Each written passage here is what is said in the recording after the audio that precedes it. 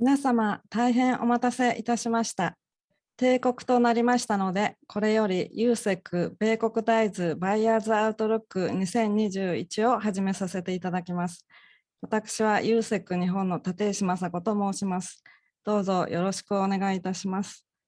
昨年に引き続き、今年もオンライン形式により開催させていただきます。どうか最後までお付き合いくださいますようお願い申し上げます。それでは本日のプログラムに入らせていただきます。最初にアメリカ大豆輸出協会北東アジア地域ディレクターロズリークよりご挨拶させていただきます。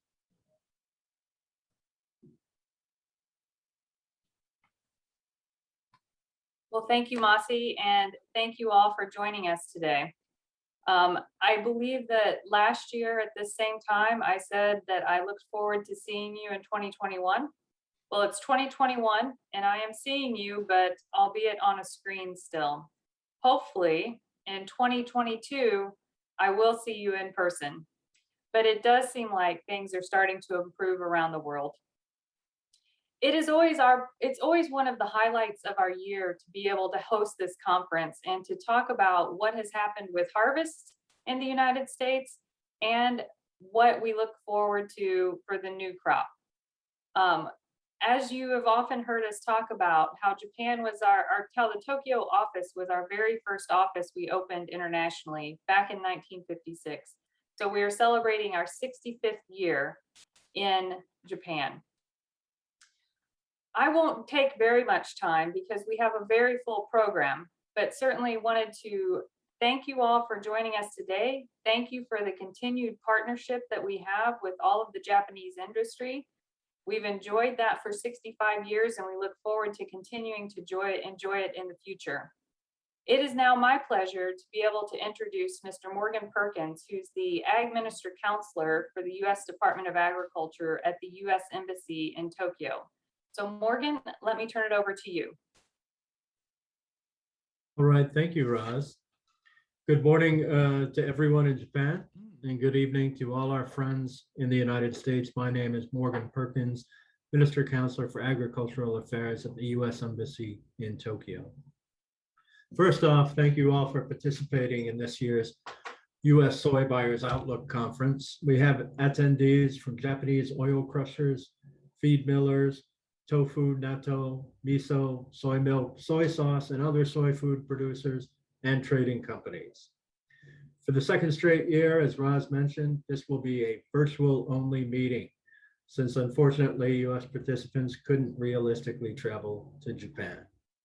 But better days are now in sight, and hopefully next year, the pandemic will only be a memory and we'll be able to join together for the next Outlook conference in person. Now, we know all of you have serious concerns this year, including the price of soybeans and the status of the international shipping market. Believe me that my USDA colleagues and I are also regularly checking both the futures market for soy and the news about international shipping. Today, we have some great presentations about the outlook for this year's soybean crop that will give you some clarity on those questions and will be useful in making key business decisions. Now, regardless of the market situation, in times both good and not so good, Japan has been one of the most important markets for US soybean producers. US soy is synonymous with high quality, stability, and sustainability, and we are committed to supporting our loyal customers like you. So please accept our sincere appreciation for your commitment to and long relationship with the US soybean industry and US soy producers. Thank you, and please enjoy a wonderful program today. No, Jeff.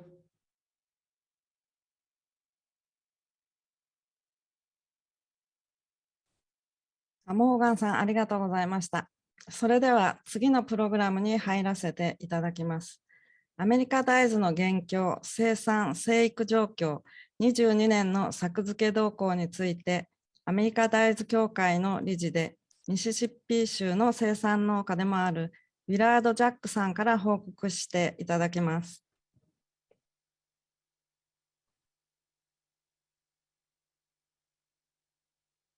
I'm Willard Jack. I'm the director of American Soybean Association. I'm a Mississippi soybean farmer. This here is a picture of my son, my daughter, and my daughter-in-law, and my wife. They all farm with us, and these are 4 of my grandchildren. We farm together as a family. We are farming for the future, so this is the future of our farm. Where I live is in the southern region of the U.S. soybean growing area. Although we have rail and highway access to export soybeans, most of our soybeans go to the river, as you can see the blue line there, and go immediately for export.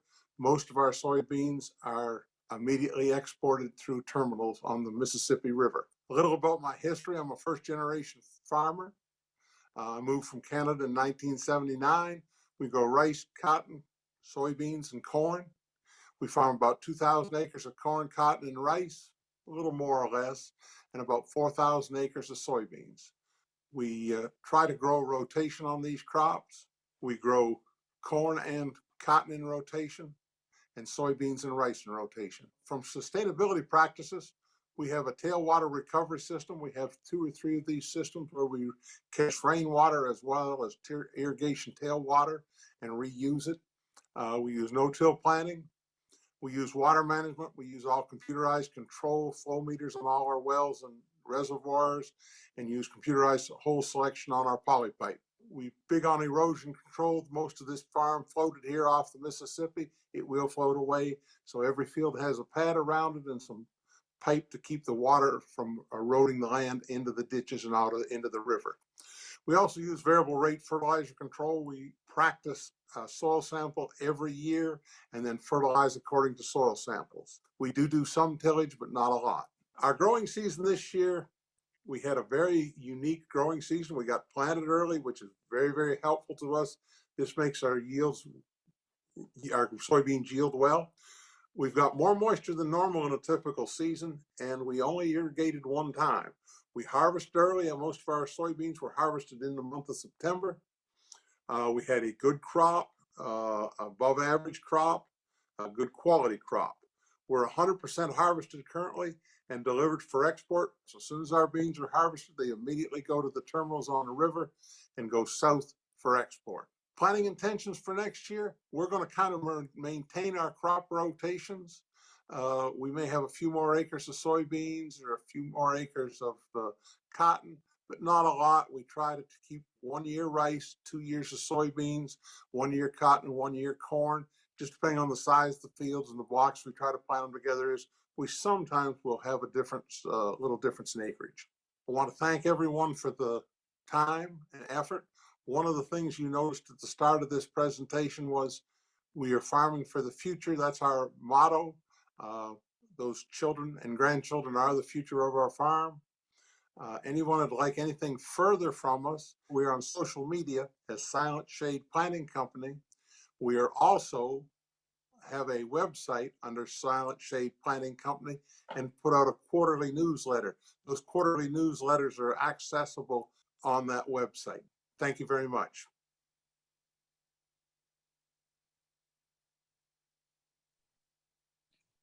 ビラードさん、ありがとうございました。続きまして、アメリカ産ノン GMO 大豆最新情報について、アメリカ大豆協会理事でオハイオ州の生産農家でもあるスコット・メッカーさんにお話しいただきます。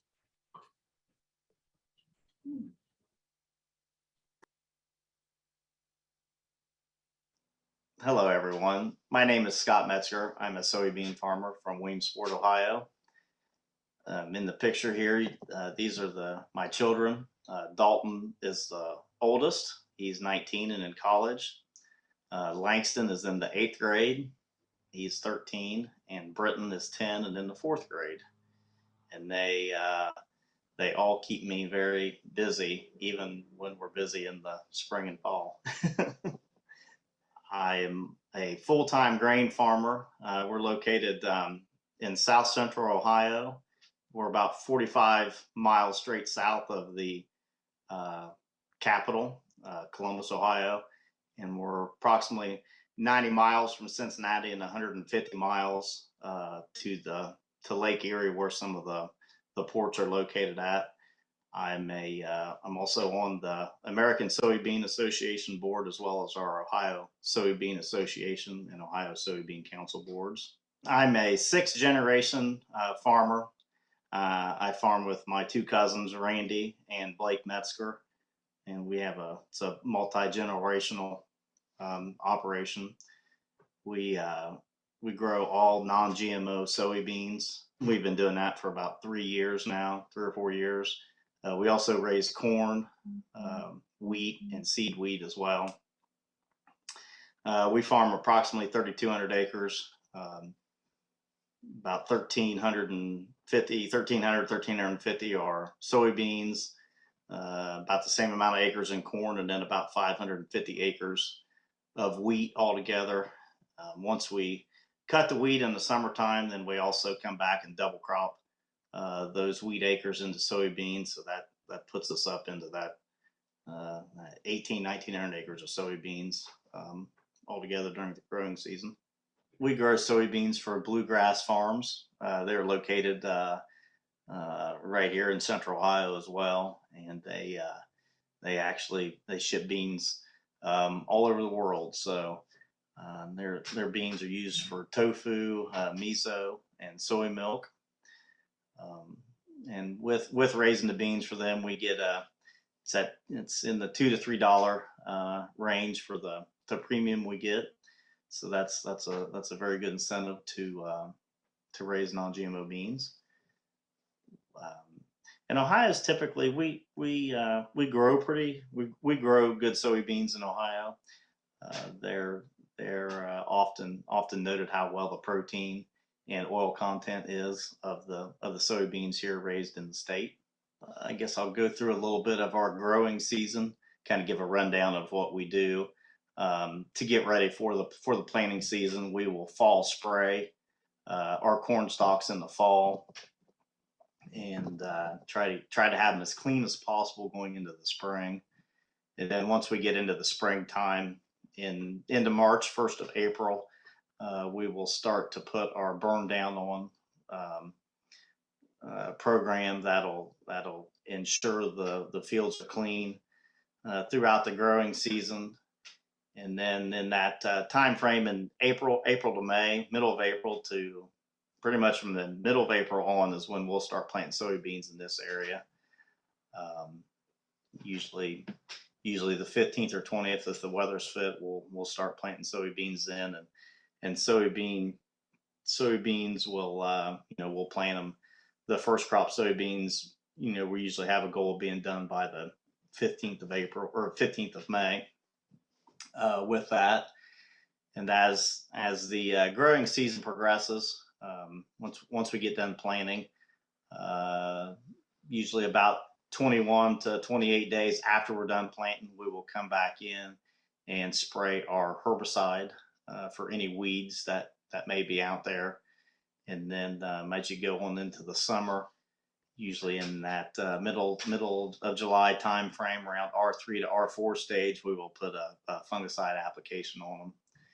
And then from that point on, the next operation will be harvest, and that usually starts sometime around the 3rd week of September, first part of October, depending on how the growing season goes and how the beans mature. but normally, definitely by the 1st of October, we're always cutting beans. As far as the 2021 growing season, we've had a pretty good growing season. We started out in the spring. We had a very warm April, and there was the first week or so of April was extremely warm. So that allowed us to get a lot of spraying, a lot of field work done that sometimes you may not normally get done. We started planting, I think, on the 18th or 20th of April with soybeans, and we were done by the 18th of May on that. And we had, throughout the rest of the growing season, we had adequate rains for the most part. And it had a couple hot spells there in the July time frame, into July, 1st of August, but that actually kind of benefited the crop, helping keep going and maturing. And overall, it was a pretty good growing season. I would say we had probably above average rainfall throughout the summer on it, and then we started harvesting about I think it was about the 20th of September actually, and yields were good. We averaged we were in the mid 50s, I guess, on soybeans. So overall, we had a pretty good growing year, and I would like to thank everybody for their time today.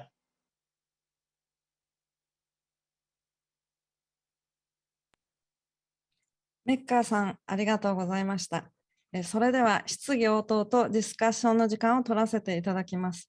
皆様からもご質問をいただき進めてまいります。アメリカ大豆の現況について報告をしていただいたウィラードさんにライブでこのウェビナーに参加していただいています。ご質問のある方は Q&A ボタンから質問内容を送信ください。先にお断りしたように時間の関係でご質問のすべてにお答えすることはできません。代表的な質問をロズの方でピックアップしお答えさせていただきます。このセッションの進行はロズリークが務めさせていただきます。それではよろしくお願いいたします。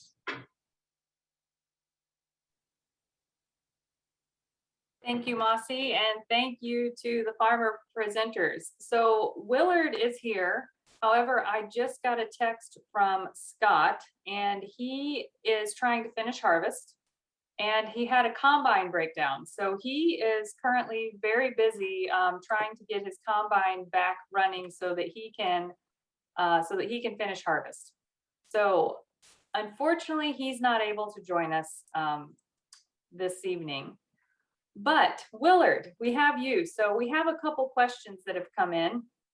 One is about fertilizer prices.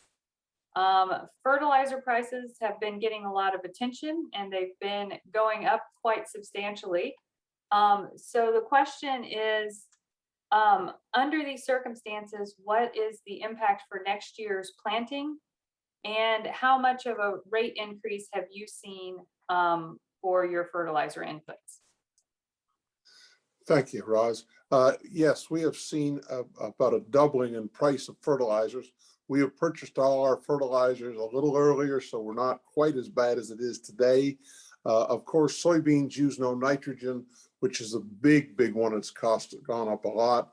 We'll likely see, as an operation, we likely don't spend only 6 to 7% of our cost to grow a soybean is in fertilizer. So if it doubles, it's still not put us out of business. We variable rate and soil test every year, so we try to keep our fertility levels in good shape. The other thing we always have to remember is soybean is a good miner of fertility. So if there's a little drop in fertility from a farmer standpoint, if there's a slow where he can't get all the potash or phosphate he needs, the soybean does a tremendously great job of extracting from the soil everything that's there. So I think we're in great shape to make a great crop. We have seen no shortages here currently. We're just about done our fall fertilizer season. I've had no problems whatsoever with supply. And I don't think it will change intentions much. I think there'll be, if anything, there may be a few more soybeans planted, not less. Great. Well, that's good news for the soybean importers. But I have also heard the same from farmers is that for this year, things are, they pretty well had things booked. They've been able to get their supplies that they were expecting, and so kind of expect a normal year for the U.S. Another question for you, and this is really specific to you, Willard, since you are down in Mississippi. Did your farm get any damage by Hurricane Ida? No, we were very fortunate. We're just far enough north that we missed Ida. There was some damage to some terminal facilities. Most of the soybeans leave this country going out to Mississippi. The big problem was the lack of electricity for a few days, but they got them up and running, and we had no serious delays in getting boats unloaded and getting soybeans shipped out. That is great news. Another question that we have is about the price of land. been a lot of talk about, with commodity prices going up, the price of land has also been going up in the US. What kind of impact has that had on soy production, or do you foresee having on soy production? I don't think land is going to make as big a rally as everybody's afraid. I'm afraid that fertilizer, machinery, and other costs have gone up enough that the inflation is going to keep the land prices fairly stable. I live in an area that the land prices don't fluctuate a lot, that most of the land sold in very large blocks. So it's not a lot of land traded, and there's not a lot of fluctuation. So we may see a little increase, but I don't see much, and I don't see it having any effect on production. Okay, very good. This is also a little bit around input prices. Are the herbicide, insecticide, and fungicide prices increasing as well? And how is the supply on those products? Yes, to answer the question, the short answer is yes. Some have gone up more than others. Some are shorter than others. We, as in our operation, have a policy that we buy everything this time of year or earlier and put it in our warehouse. And we've already secured 2 or 3 products that we knew that could have some problems later on. There's still some more that maybe give us a little trouble, but we feel pretty good. Most of our suppliers have been able to get what we need.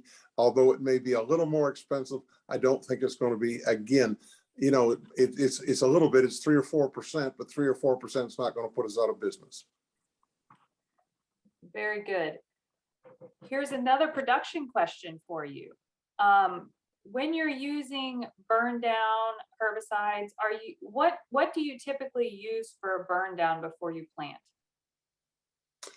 So as far south as I am, we have some problems with some resistant weeds.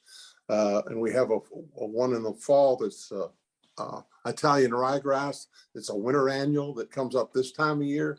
So this time of year, we actually put down a residual. We're doing that right now, putting down a residual metolachlor or a dual style product. We put that down over the winter, and then we may come back in the spring with either likely a paraquat, because we have a lot of problem with another weed called Pomeranthe, which is resistant to glyphosate. So we use a lot of paraquat early season to burn that down before we plant. Very good. Yeah, I think there has been a lot of attention given to some of the discussions about potentially being short on glyphosate and glufosinate and some of the commonly used herbicides. So when you're looking about the entire production system, it is a little bit something that we're going to be watching for sure. So here's another question, is that soy and corn prices are high, and that means higher feed prices. Will that have a large impact on livestock prices? So how does all of this kind of fit together, and what do you see as kind of how this is going to be for the next year or so? Well, again, with high prices, we tend to do a better job of growing more and solve that problem very rapidly in our world.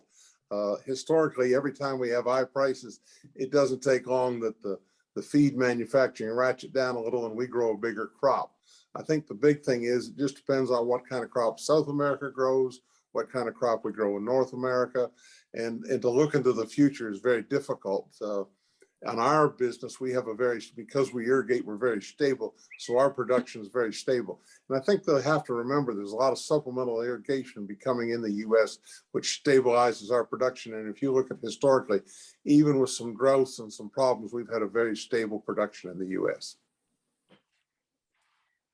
Very good.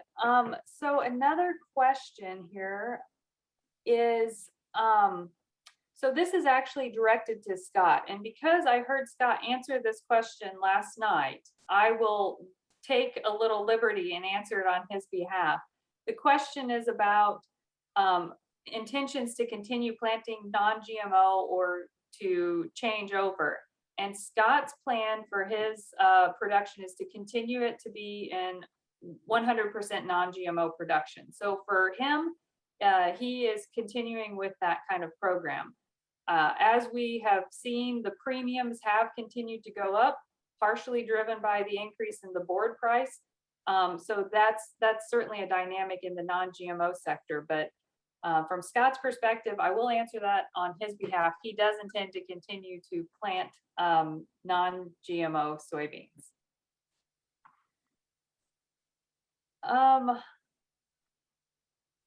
So Willard, there was recently we've seen some logistics challenges, and you talked a little bit about what has happened in the Gulf and how the recovery has been. But from a farmer perspective, did you feel any impact on your delivery to your elevators as a result of the hurricane, and has it all completely cleaned up now? We had a little, we were worried about it, but believe it or not, the terminals and all the grain elevators did a great job. As harvest went along, we became very concerned, but it seemed to flow through. They got it cleaned up very quickly.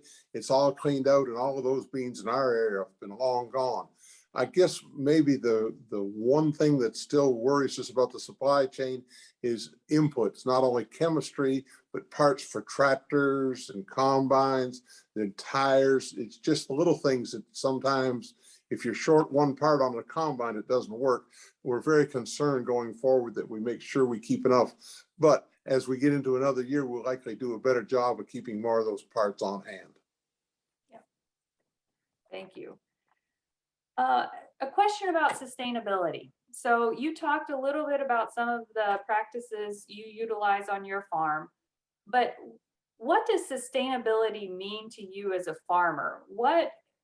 You talked also about, your family operation. So what does it mean to you? Just use your own words to describe it.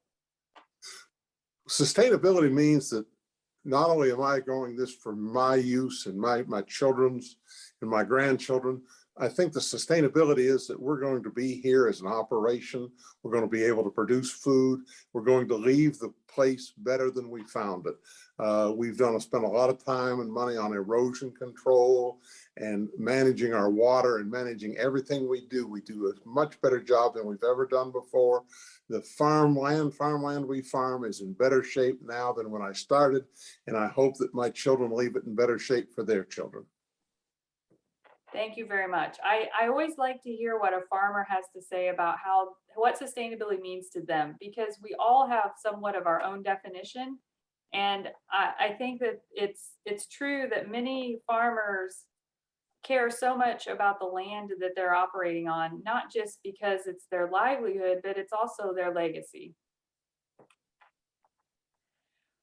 Well, Willard, is there anything else you want to offer to the audience? I think we've covered the questions that have come in, and you had to do kind of single duty tonight. So is there anything else you would like to share with the audience?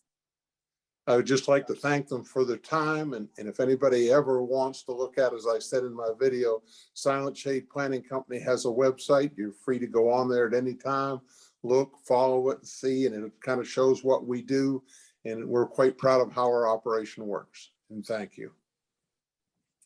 Well, thank you very much, Willard. It is always such a pleasure to hear from the farmers. They are the stars of the show. They're the ones that make all of this work out. So thank you so much for your time and your dedication. And hopefully we'll get to join this conference next year in Tokyo. Thank you. And now I'll turn it back over to Masi to introduce the next speaker.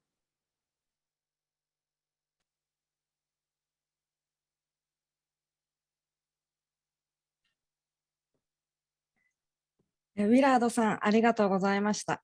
続いてのプログラムは、グローバルな大豆に関する現況について、オイルワールド理事、トーマス・ミルケ氏よりご講演いただきます。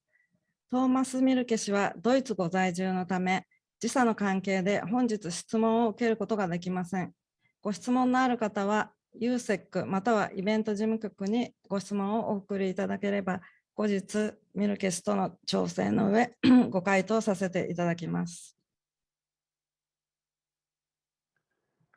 It is a great pleasure for me to talk to you today and discuss the global supply, demand, and price outlook for soybeans and products, as well as for competing products. Very challenging time. Commodity prices unusually high, not only for vegetable oils, also for rapeseed, also for mineral oils, energy prices, fertilizer prices. Inflation is a concern, particularly food inflation. What is the outlook for prices in the near to medium term? Eastern Mielke, my company, Eastern Mielke, International Statistical Agricultural Information. We are analyzing the global market since 1958, founded by my late father and mother. I'm continuing this, and I'm proud to be the leader of a dedicated team of analysts here in Germany. We are not involved in trading. We are independent. We provide unbiased information. Today, I can be only brief, but if you need additional information, feel free to contact me for further details. Also contact me for advice and for consulting if you want. We are also publishing a report, actually 2 reports a week in Mandarin, to be able to better provide a service to our subscribers in China. Edible oil prices have been much stronger than oil meals over the past couple of months. Soya meal prices already peaked in December, January, and have been on a declining trend recently, stabilizing, while edible oil prices have moved higher and reached a new peak actually in October. Prices are still very much supported, and of course the question is, when will vegetable oil prices start to decline? Also rapeseed prices are going from record to record at the moment. How long will this high price situation last? And I would like to discuss this with you today. Here we see our oil world price indices for the edible oils and for the oil meals, weighted with their respective share in world trade. Very clearly, the dominance, the leadership to the upside, the price leadership of edible oils, much stronger than meals. Soybean oil at multi-year high, soybean oil prices at multi-year high in October and early November. Also, palm oil prices at the last week approaching $1,400 in Indonesia. Unusually high prices. Prices of palm oil relatively high as compared to soybean oil, much higher than on the average of the past couple of years. How long will this situation last? Probably we have reached the peak. At least the fundamentals indicate that we should have reached the peak. However, market sentiment is very important, and market sentiment sometimes is more important than fundamentals. And the sentiment at the moment is still bullish for the oils. But fundamentally, vegetable oil prices should be declining, should have already started to decline in recent weeks. Reactions are taking place, reactions to the high prices. Consumers are cutting back usage, mainly for edible oils. Farmers have boosted plantings worldwide by about 9 million hectares. Oilseed plantings boosted by about 9 million hectares for the current season in response to the high prices. Had it not been for the tightness in grains and the competition, acreage competition between oilseeds and grains, the expansion in oilseed plantings would have been much bigger. For example, in China, soybean plantings declined because of a shift in favor of corn. In Argentina, the same story. Farmers are reducing soybean plantings in favor of corn and wheat. Soybean area in Argentina at a 15-year low. But despite of this, overall, the worldwide area under oilseeds has been increased by 9 million hectares. And production is rising. World production of 10 oilseeds, in our opinion, our current estimates, world production of 10 oilseeds rising 25 million tons from a year ago this season to a new high of 611 million tons. Even if we assume, and this is what we expect, even if world oilseed crushings rise considerably more than last season, and soybeans by 9 to 10 million tons, as compared to an increase of 5 million tons last season, we are still going to have an excess of production over consumption and a recovery of oilseed stocks. So it appears that worldwide there will be an excess of oilseeds, but still prices are still very well supported. For the 4 major vegetable oils, we expect that world production will increase by 6.5 to 7 million tons in the current season. This will be the biggest growth in 4 years and follows 2 years of global production deficit with a relatively small increase in production and a decline in stocks to unusually low levels.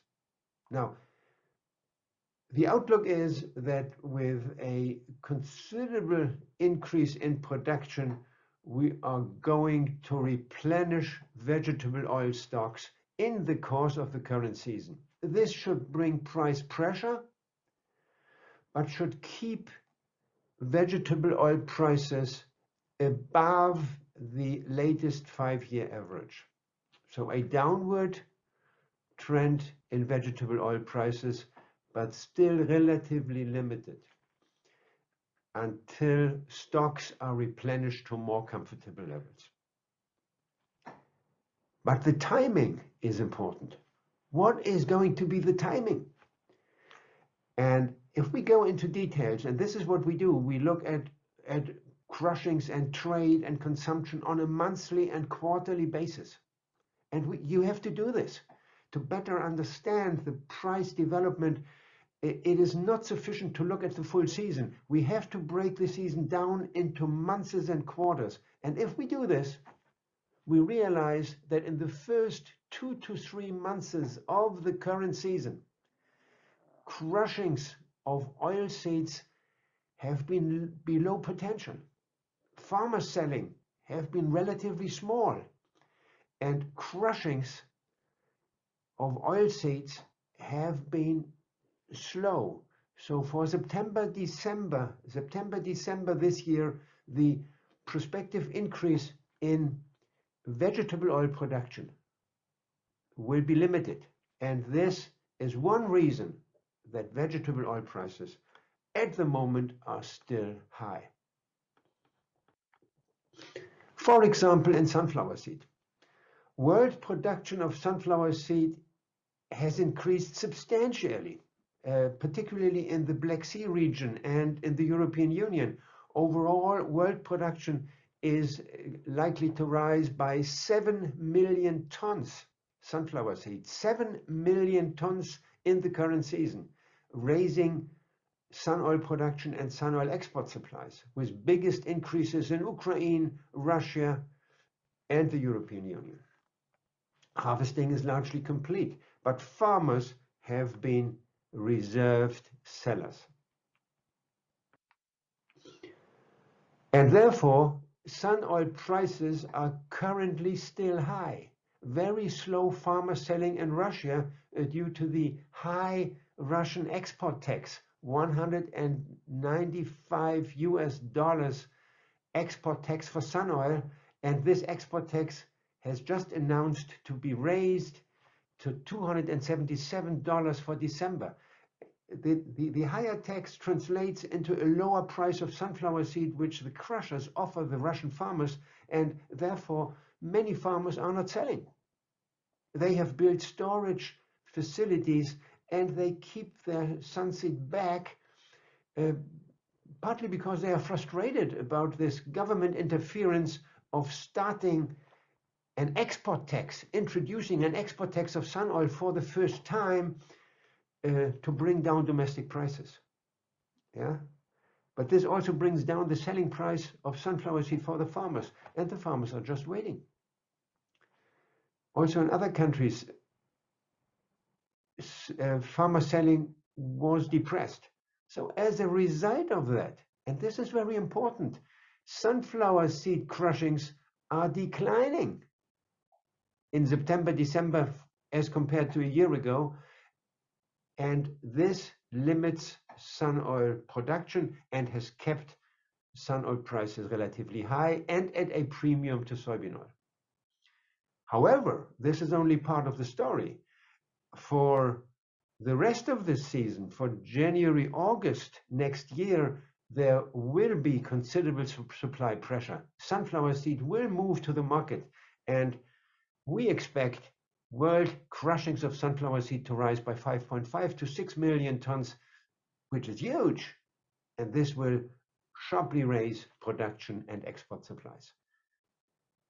This development and the downward pressure in sunflower oil, this will also affect soybean oil prices and the crush economics in soybeans, and it will affect palm oil prices. And it will also indirectly affect soya meal prices. Palm oil. Palm oil production has recovered only slightly in October, September 2020-21 from the steep setback of 2 years ago. For the new season, October, September 2021-22, we consider it likely that palm oil production will rebound by 3.5 to 4 million tons, with about 1 million ton increase in Malaysia on the assumption that the labor shortage, the shortage of foreign workers will ease sometime in the first 3 to 4 months of next year, when the government allows foreign workers to enter the country. So this will reduce production losses in Malaysia and will result in an improvement in production. The increase in Indonesia is likely to slow down, but it's still likely to be considerable, 1.7 to 2 million ton increase. This is what we expect. In the rest of the world, 0.8 million ton increase in palm oil production. And this will, in our opinion, create a more ample outlook for palm oil. From the fundamentals, from the prospective fundamentals for this season, it appears that palm oil prices currently are overvalued. Overall, looking at all oils and fats, palm oil is the leader. Palm oil is the big elephant, followed by soybean oil. These are the two most important vegetable oils. World production of palm oil currently estimated by us at 79.4 million tons in the new season. Palm oil has lost growth dynamics due to the factors I recently mentioned, also because of the fact that the annual increase in new plantings has slowed down. And there is always a 3-year time lag between plantings and production. We have to keep this in mind. And therefore, the recent considerable slowdown in new plantings will result in a below average growth in palm oil production in the years ahead. Global dependence on soya oil, sunflower oil, and rapeseed oil will rise correspondingly.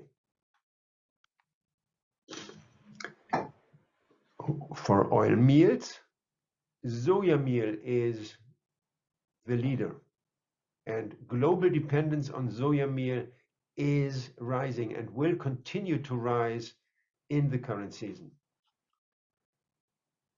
Soya meal accounts currently for about 67% of the production of all oil meals. Over the past 3 to 4 months, however, worldwide crushings of soybeans were lower than expected. Part of the reason is a slowdown in meal demand in China and a slowdown in soybean crushings in China.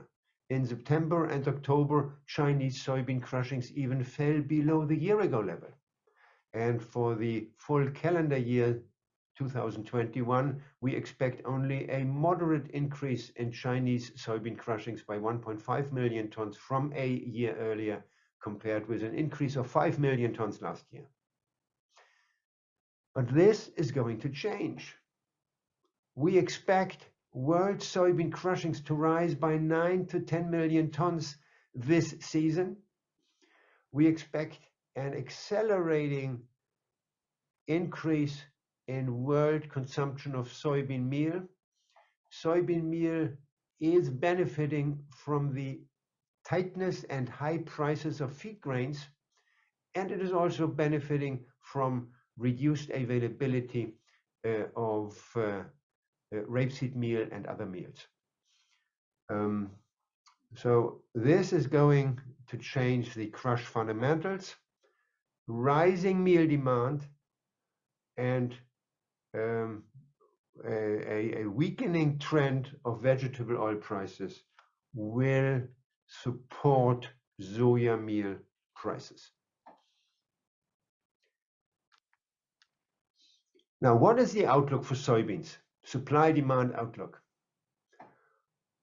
World production is set to rise by 17 million tons this season to a new high of 379 million tons. Soybeans accounting for 62% of the production of all oilseeds. Production is now rising faster than consumption. World stocks of soybeans are set to increase according to our current estimates. There are still many uncertainties: weather conditions in South America, farmer selling, COVID, import demand from China, trade policies. China is a major swing factor to watch, of course, energy prices, and several other factors. Overall, dependence on soybeans is rising because of insufficient supplies of other oilseeds. This trend is likely to continue. Rapid expansion in South America, and this is mainly driven by area expansion. Our current crop estimates for Brazil, we expect a soybean crop of 145 million tons. Brazil, the big elephant here. It's like a machine. Area is rising fast. The official acreage estimates are incomplete. We expect another expansion of 2 million hectares in Brazil. Weather conditions have been better than expected. There is La Nina at the moment. So La Nina is often correlated with dryness in several soybean growing areas of South America. So far, it had been a relatively light La Nina, and weather in most of Brazil has been favorable lately, with the exception of Rio Grande do Sul. Also, Paraguay has received relatively good moisture. Argentina dry in October, but some beneficial rains at the end of October and in early November. Still, we have to watch weather developments in the coming weeks. There is the risk that it becomes drier and that some damage occurs to the South American crops.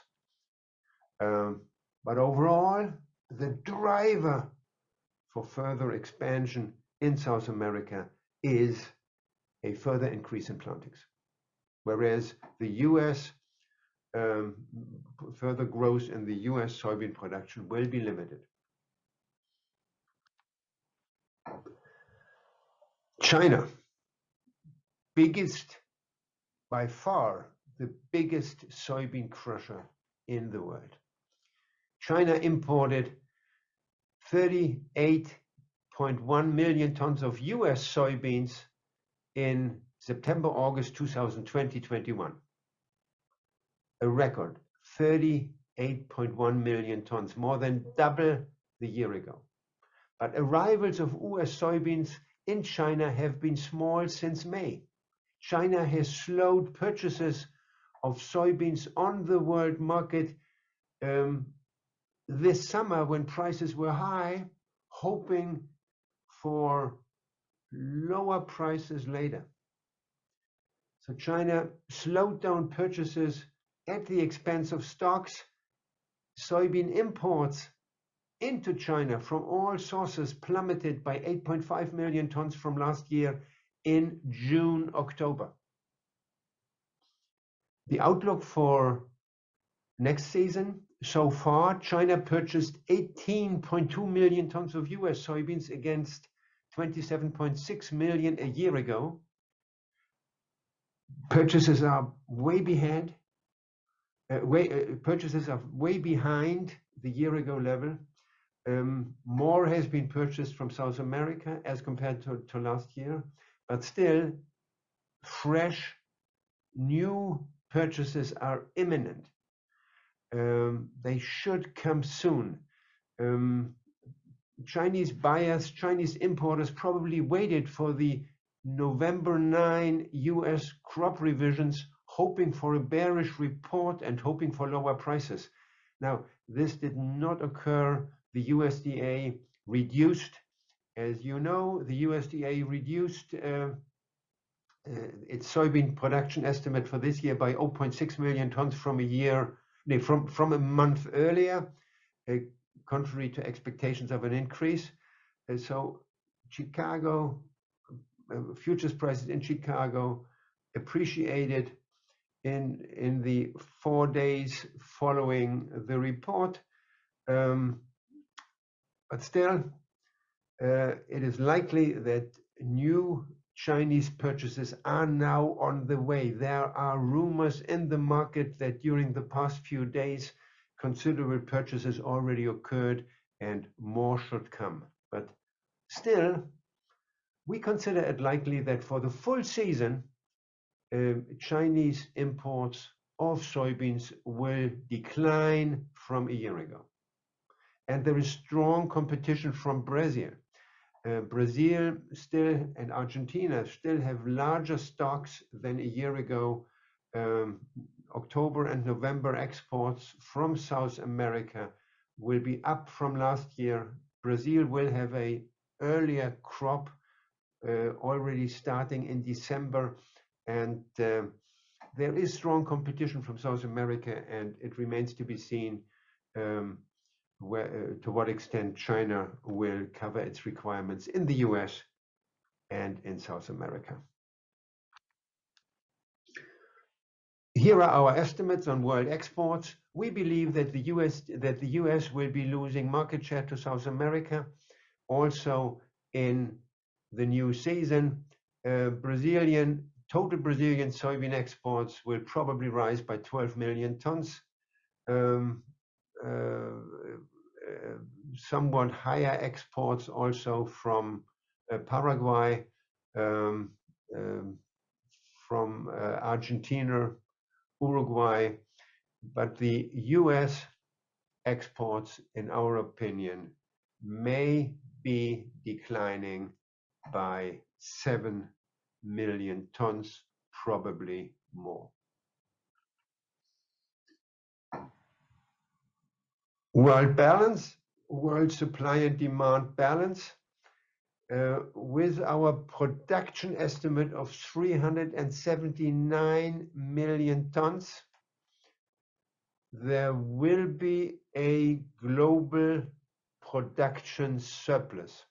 Even if we assume an increase in soybean crushings by 9 to 10 million tons and a further increase in other use for food and other purposes, there will still be a recovery in soybean stocks worldwide by about 6 million tons to 104 million, the second highest on record at the end of this season.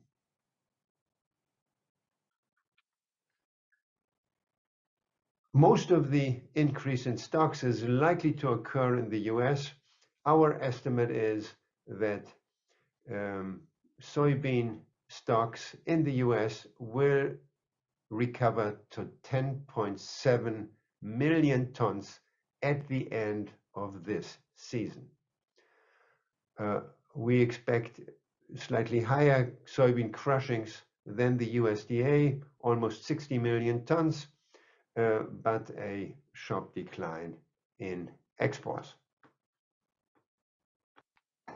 Soybean prices have been on a declining trend due to a slowdown of soybean disposals, declining world trade since June. Until November, we expect a recovery already occurring this month, but a recovery in world trade continuing from December onward. But still, there is more downward potential, in our opinion, in soybean prices from current levels, if or unless South American weather and crop prospects deteriorate. Very briefly, rapeseed. World production of rapeseed declining, 13-year low, primarily in Canada. Canada lost approximately 7 million tons of canola crop due to drought in the Canadian prairies. Very critical situation. Lower carryover stocks in Canada at the start of this season is further squeezing supplies. Canadian canola exports plummeting, and this has resulted in record high canola and record high rapeseed prices, making it very difficult for crushers in the European Union, as well as in China, as well as in Pakistan, Japan, Mexico, and other countries to cover their requirements. Hope is now that the Australian canola crop sets a new record.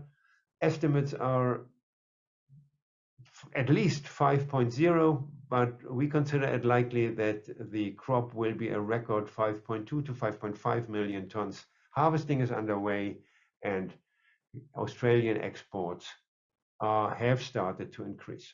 This will limit the tightness caused by the Canadian crop shortfall. But still, rapeseed prices will stay at a premium to soybeans and sunflower seed, and rapeseed oil prices at a high premium to other vegetable oils, as long as the required demand rationing has not yet been accomplished. In summary, ladies and gentlemen, soya oil prices have been relatively firmer than soybean meal until October. But this should change. It has started to change already. for justified reasons.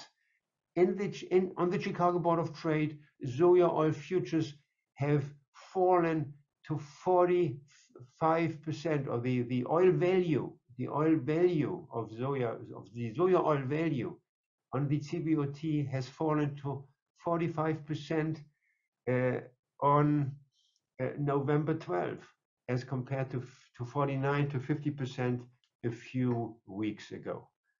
Soya oil share declining, soya meal share rising. Soya meal prices have appreciated, demand is picking up, there are some logistical issues, and also India has taken soybean meal now in September and October. This is short term. Overall, we expect rising soya meal demand in coming months, accelerating soya meal demand in coming months. Very briefly, the energy sector. Vegetable oil prices have rallied, and this has created wide premiums over crude mineral oil. As you can see in the slide, soya oil in blue and RBD palm olein in green, record price premiums over crude mineral oil due to the tightness in vegetable oils. But still, world consumption of vegetable oils for energy increased further. Production of biodiesel is increasing by about 1.5 million tons this calendar year to a record 48 million tons. Expansion is continuing. Consumption of vegetable oils and animal fats for energy is increasing, whereas consumption in the edible sector has been on a declining trend and forced by the high prices. Several consumers in the developing countries have cut back edible vegetable oil consumption because prices are too high. Capita consumption is down. So rationing is occurring in the food sector. Let me repeat. Rationing is occurring in the food sector. The current situation is not sustainable. And the question is, will a new food versus fuel debate be started and become hotter? And will this lead to reduced biodiesel targets? 18% of world consumption of all oils and fats are currently used for biofuels against 12% a year ago. We have seen some reductions already in Brazil, in Europe. Actual production and consumption of biodiesel has been below the target. There has been temporary downward adjustments of the mandate in Brazil to 10% from the original target of 13%.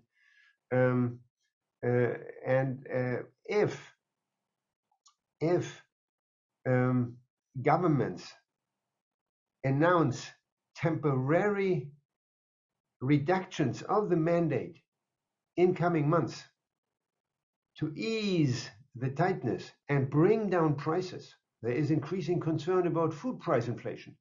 Bring down prices by temporarily reducing the mandate, it would have a bearish impact on the market and on the prices. So we have to watch.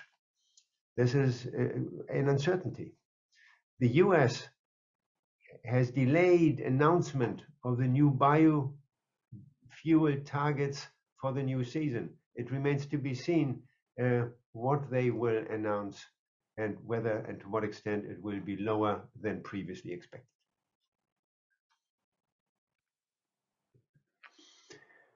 Worldwide, we expect that there will be a global production surplus of approximately 1 to 2 million tons in the current season.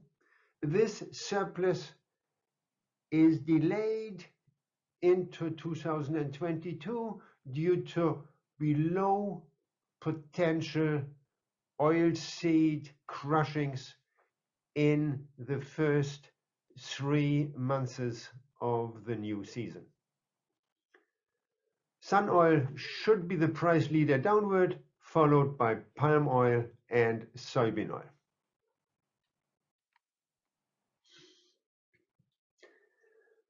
Vegetable oil prices have probably reached their peak. Palm oil, in my opinion, is currently overvalued relative to soya oil.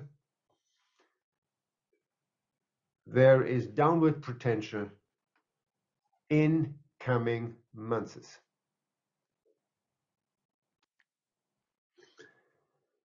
This is already reflected in the deferred positions.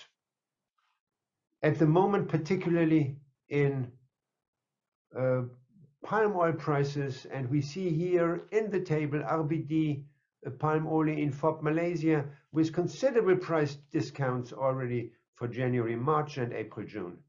These discounts are not yet reflected to this extent in soybean oil, but also for soybean oil and in particular for sun oil, we see considerable downward potential. While meal prices are higher in the deferred positions, and this is in line with our expectations. There is also downward potential in lauric oil prices from current levels.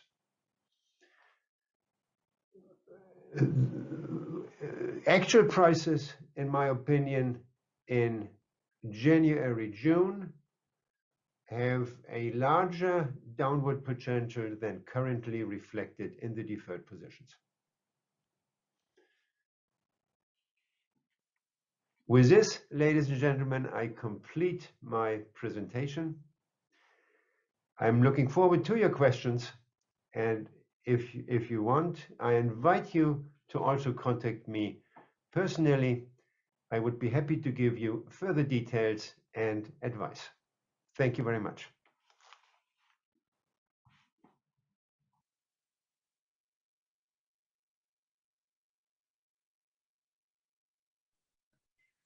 続きまして、高連産大豆の最新情報について、デジュターコンサルティングのデビッド・デジュターさんからご講演いただきます。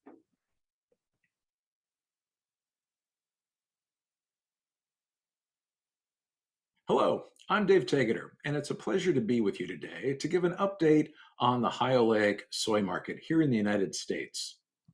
In my presentation, I'll be covering a brief review of the available high oleic soybean traits, current market highlights, the factors impacting its supply and demand, and finally, how high oleic soybean oil is being utilized in the U.S. market. But let's first begin by reviewing the high oleic soybean traits. Bayer's Vistiv Gold and Corteva's Plenish traits were both developed using biotechnology. Missouri Soy's soyleic trait is a true non-GMO. And you'll notice that both the Plenish and the soyleic traits have very similar fatty acid profiles, with an oleic content of 75% or higher and less than 12% total saturates. The Vistiv Gold trait has a lower oleic content, but also significantly less total saturates, coming in around 6%. I'd also mention that the Vistiv Gold trait is currently not being commercially grown at this time. It's also important to note that the linolenic content across all the high oleic soybean traits is coming in at around 3% or less. The fatty acid ranges I've shown above represent what the seed trait typically produces from whole soybean GC analysis. And of course, individual contractual terms for the oleic and linolenic specifications may vary by supplier. In addition, the location where the crop is grown could also have a minor impact on the fatty acid profile, with shorter growing seasons experiencing a slightly reduced oleic content in some seed varieties. Let's now look at the current market highlights. High oleic soybean trait developers continue to expand their product offerings in both the number of varieties being commercially available and the number of maturity groups, which expands the geographical footprint where high oleic soybeans can be grown. We now have high oleic soybean varieties that can be grown as far north as Minnesota, all the way across the Midwest, and then over to the East Coast region, ranging from upstate New York down through the mid-Atlantic states, and finally into the Southeast. Developers are also working on high oleic soybean varieties with improved weed control by incorporating new herbicide-tolerant traits, and hopefully these will be commercially available by the 2024 crop season. High oleic soybean oil's excellent functionality for the food industry, having significantly better heat and oxidative stability, along with a very competitive price offering, has resulted in more companies switching over to the oil, to where we are now seeing demand exceeding that of the supplies. You're all very aware of the significant price rally that the soy complex has experienced over this last year, which not only has impacted all of the bean, meal, and oil markets, but also farmers' expectations on the premiums they need to contract produce identity-preserved crops, such as high oleic soybeans. The good news, however, is that U.S. soybean farmers are rising to the challenge of meeting the new demand and are indicating they will increase the number of high oleic soybean acres to be grown next year. These are indeed extraordinary times in the soy industry, given the huge increase in the demand for refined soybean oil as a feedstock for the renewable diesel market. This chart from the U.S. Energy Information Administration shows existing and expected renewable diesel production capacity between now and 2025. As you can see, the U.S. currently has around 600 million gallons of production, with another 2.4 gallons under construction, and another 1.8 billion gallons either proposed or announced. So if all of this is realized, by 2025, the U.S. will have close to 5.1 billion gallons of renewable diesel capacity. And to put this in perspective, if we look at the 5.1 billion gallons solely from a soybean point of view, this equates to needing 35 billion pounds of refined soybean oil as a feedstock, which equates to about 38 billion pounds of crude soybean oil, which would require 3.1 billion bushels to produce. The latest USDA supply and demand estimate for the current crop year is forecasting we will produce a total of 25.5 billion pounds of crude soybean oil, with 11 billion pounds targeted for use in biofuels, which is already equivalent to 43% of the total US soybean oil production. So yes, biofuels are giving the food industry a new and significant competitor for both soybean oil and refining capacity. The takeaway I want to stress with you is that with the increased demand we're seeing for the biofuel sector means it's even more critical to plan ahead for both your commodity and high oleic soybean oil needs.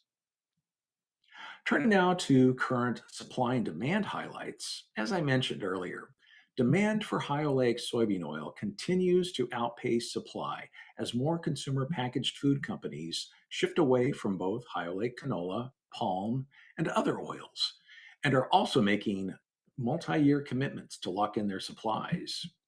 A significant new end user is the multinational snack food company Frito-Lay, who has begun using high oleic soybean oil to replace some of its high oleic canola needs.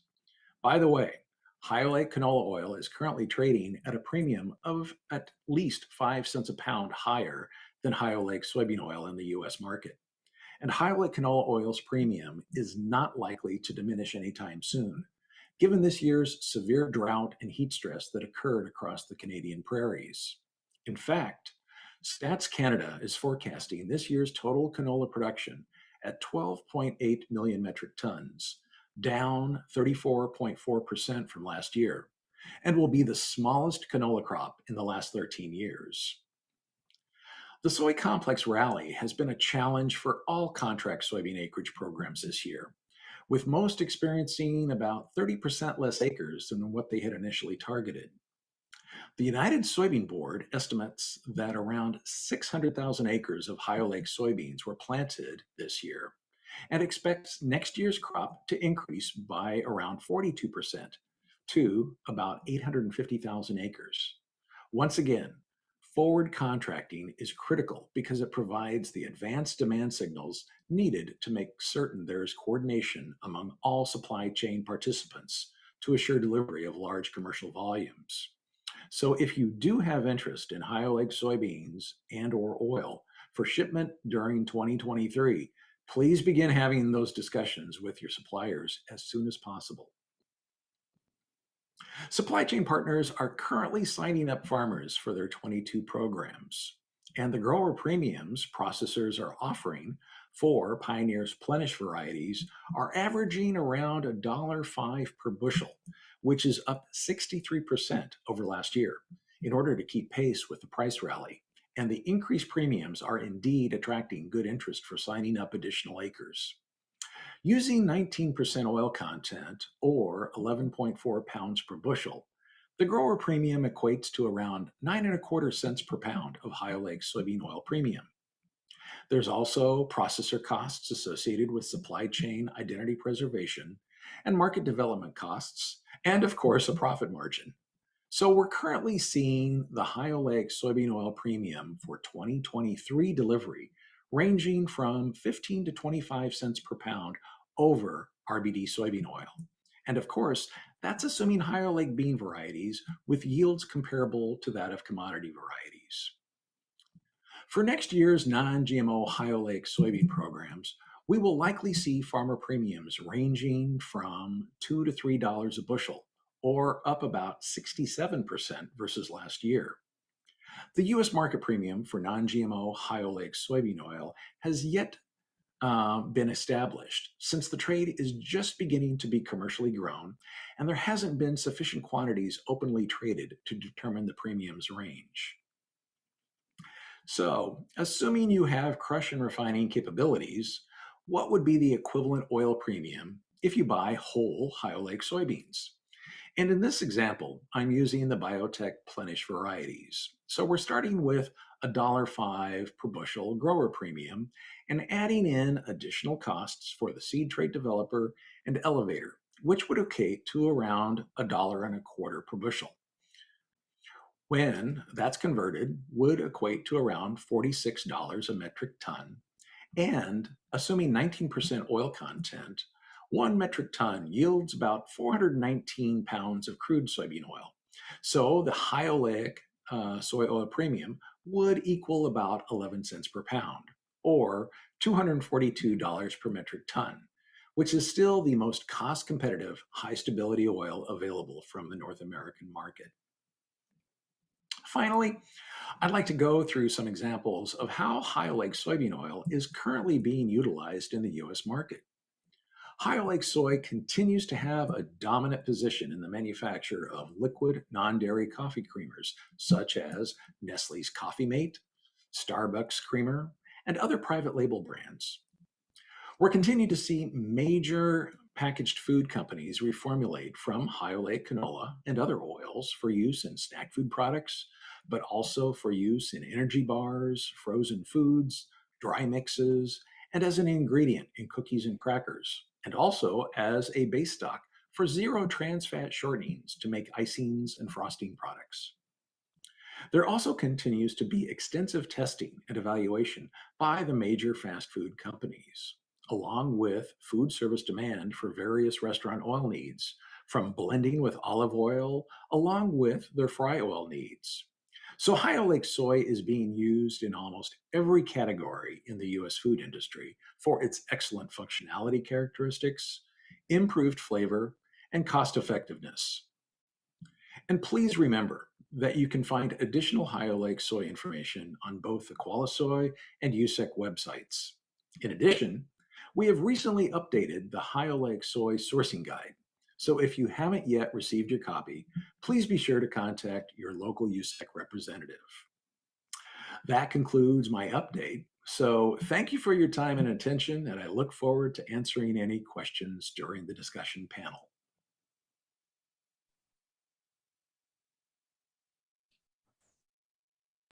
デーブさん、ありがとうございました。それでは質疑応答とディスカッションの時間を取らせていただきます。デーブさんにはライブでこのウェビナーに入ってきていただいていますので、皆様からもぜひ Q&A ボタンからご質問をお寄せください。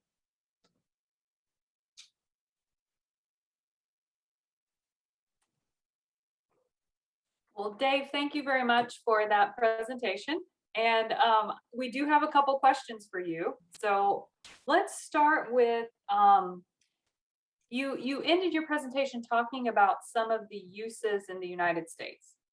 So the question is, are there any cases of high-oleic soybeans or soybean oil being used by food companies in the Asian market that you're aware of? Yes, there are indeed Asian companies that are using already high-oleic soybeans and oil.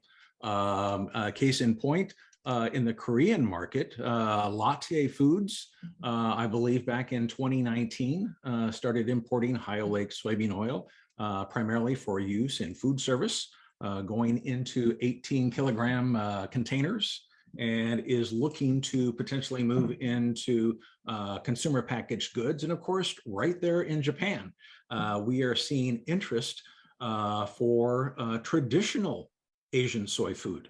And that is something that I guess I would mention is that we're kind of awaiting a new study of Ussec that is looking at high-oleic soy ingredient comparison. And from that study, it's going to look at the quantitative and qualitative aspects of using high-oleic soybeans along with conventional soybeans for the production of tempeh and tofu and soy milk and other traditional soy foods to see what benefits there could be in addition that can be identified for using high-oleic soybeans. So there is definitely interest. Great. Well, and that just answered another question because it was asking about value in using it in tofu, soy milk, or natto. And so we're working on that research, and hopefully we'll have some results to share very soon. Another question, Dave, is about high-oleic soybean taste. And so I think both from maybe the sugars and the composition of it for certain things, but then also from the oil profile. Right. Well, because oleic is monounsaturated fat. So there's one double bond, which means it's extremely stable in preventing oxidative breakdown. And it's those oxidative breakdown components that starts giving you those off flavors. So this is an oil that as you experiment with it, chefs are very impressed in the way that it allows the flavor of the food that you're preparing to come through, not the flavor of the oil. They say it's a very clean, neutral flavor. And so it really lets the foods that you're preparing to shine, not the taste of the oil. Very good. And I can attest to that on some of the taste testing. As can I.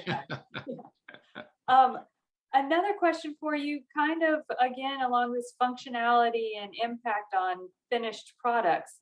I know that there's been some research that's been conducted on the functional and nutritional merits of soybean meal. So the soybean meal derived from high-oleic soybeans going particularly into dairies and then meat products. Can you talk about any of those benefits or what you've seen in the research or so far? Right. And I'll keep it on a very high level because this is not my bandwidth, but there have been some great studies that were done by Penn State University and also the University of Wisconsin, where they looked at feeding basically whole roasted high-oleic soybeans. And once again, it gets back to basically this oil is so stable from breaking down and oxidizing. And it's that oxidation of maybe some of the polyunsaturated fatty acids that you would normally have in a dairy ration that inhibits, it's that kind of that inflammatory response that then would prevent conversion into the desirable milk content and specifically milk fat. What these studies have shown is that by shifting over from polyunsaturated to more monounsaturated in their diet for the dairy cows, you're able to get an increase in the milk fat content. And of course, here in the US, most areas, dairy farmers are paid by the milk fat content, not just on sheer pounds of milk. So it's very exciting. We're seeing actually interest from US soybean farmers that are also dairy herdsmen that are growing high-oleic soybeans just to feed on their own farms and their dairy herds. Wow, interesting stuff. We have a couple more questions, but I think that we have exhausted our Q&A time. So in order to keep us on schedule, I'm going to go ahead and move on. But thank you so much, Dave, for your insightful comments. And for those of you who have put in questions that we haven't gotten to, we will try and get you some responses. So thank you very much, Dave.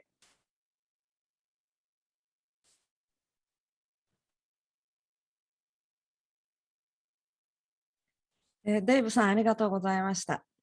続きまして、2021年産アメリカ大豆の品質について、ミネソタ大学の准教授、セスネイブ博士に講演いただきます。よろしくお願いします。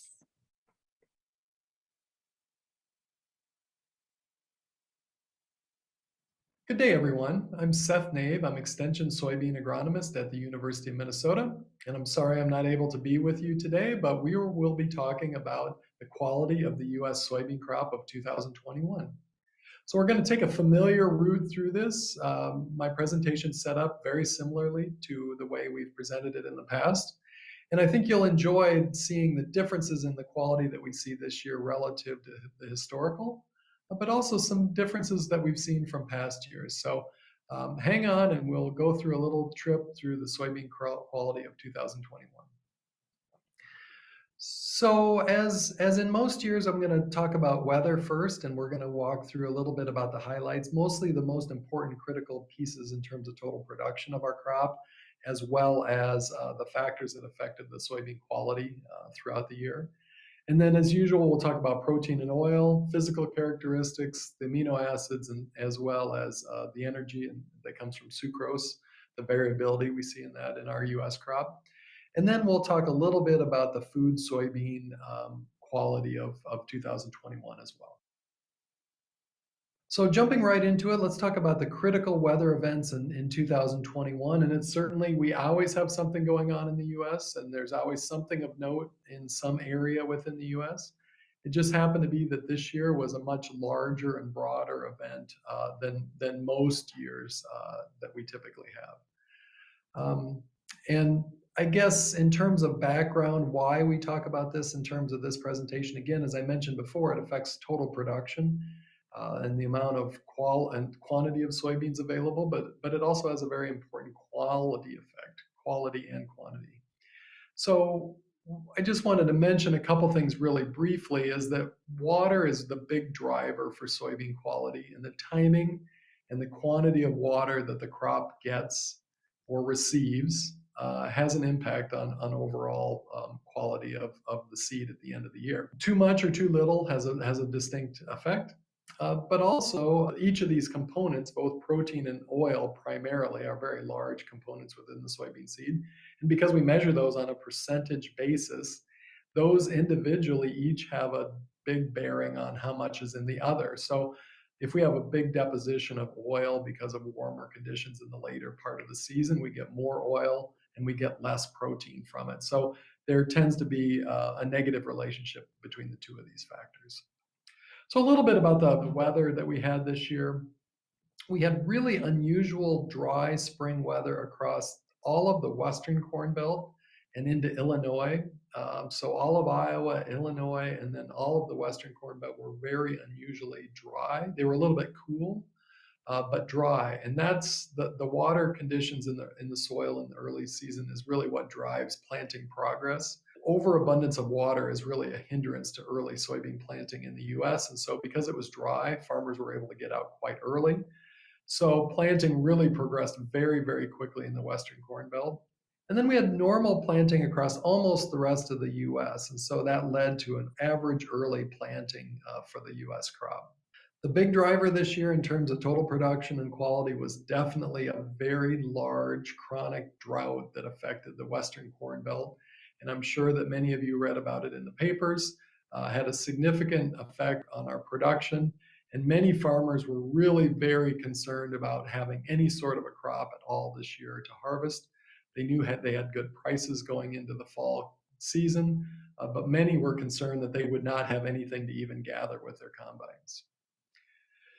So this is just a little bit of a graphical representation of planting and harvest progress that I give each year. On the left is the planting progress. You'll see in the dark circles, this is this year's progress over time. You can see for the most part, farmers were on average across the US about 1 week to 10 days ahead of the normal 5-year average for planting.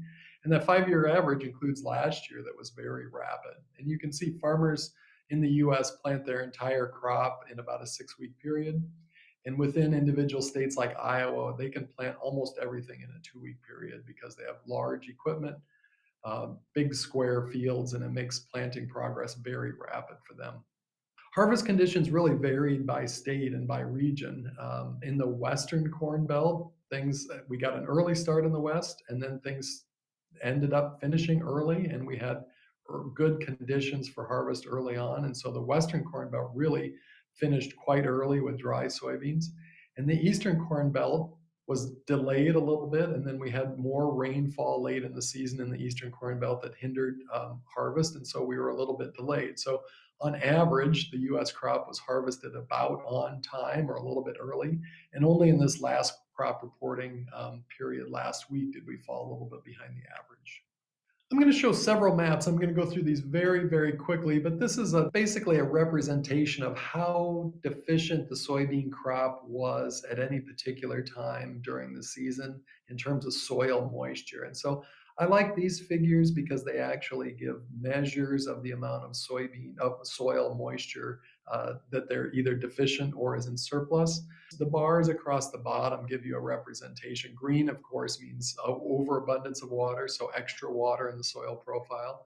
And to the left is, in increasingly heavy colors, those are the deficiencies. So you can see the central Iowa and into Michigan, kind of the upper Midwestern part of the Corn Belt in the May time period was definitely deficient for rainfall.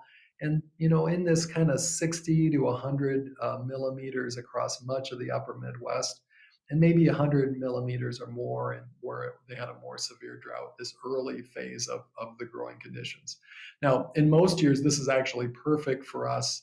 This allows farmers to get out in the field and get started and get an early planting season started. And the ideal is that we were dry early and then followed it by rainfall into late May and early June. The problem was that this year those rains didn't come. So here's June. You can see that area of drought intensified in kind of the Western Corn Belt. So Iowa, Minnesota, and the Dakotas really became very deficient. So 120 to 140 millimeters short of rainfall in soil moisture during this period. If we move into July, even more intense, again, over a very broad range of states. So Minnesota, the Dakotas, and Nebraska primarily, and most of Iowa was affected by this as well. Iowa was a little bit cut in half. There's the southern and eastern portion of it probably had better rainfall during this period, but the upper western portion of the Corn Belt really began to get very dry during this period. And this had a big effect on corn development as well as eventually in the corn yields as well. August receded slightly, but we were still very dry. And this is because in the very end of August, we started to get rainfall in the upper Midwest. And this wasn't large rainfalls. This was 10 millimeters here, and maybe a few areas received up to 25 millimeters at a time. But very small scattered rain showers occurred through the upper Midwest. But most farmers received just a little bit of rain here and there in the last parts of August and early into September. And this really helped fill out this crop. And this is what allowed us to produce a very good crop this year. And by October, things looked pretty good. Here's in terms of our harvested acres across multiple crops. Again, soybeans shown in the dark circles here. We are going to produce about 86 million acres of soybeans this year. So we have a very good sized crop going. USDA was very pessimistic about yields going into the fall. So September, they were down 50 and a half bushels approximately. By the October report, we're 51.5. And since the October report's out, and we've got a November report coming next week as this is recorded, so by the time we're having this meeting, we anticipate fully that USDA is going to push this number quite a bit higher. There are more soybeans out there, and I'll show you a little bit more about where I expect those extra soybeans to come from in a little bit. So let's talk about the quality of the US crop. In terms of historical protein and oil variation, I like to give a little bit of background on how much variation, natural variation we have out there. So if we look at a 10-year period of soybean protein levels across the upper Midwest shown here, this gives us basically a background idea about how much environmental difference we expect to see in any particular year.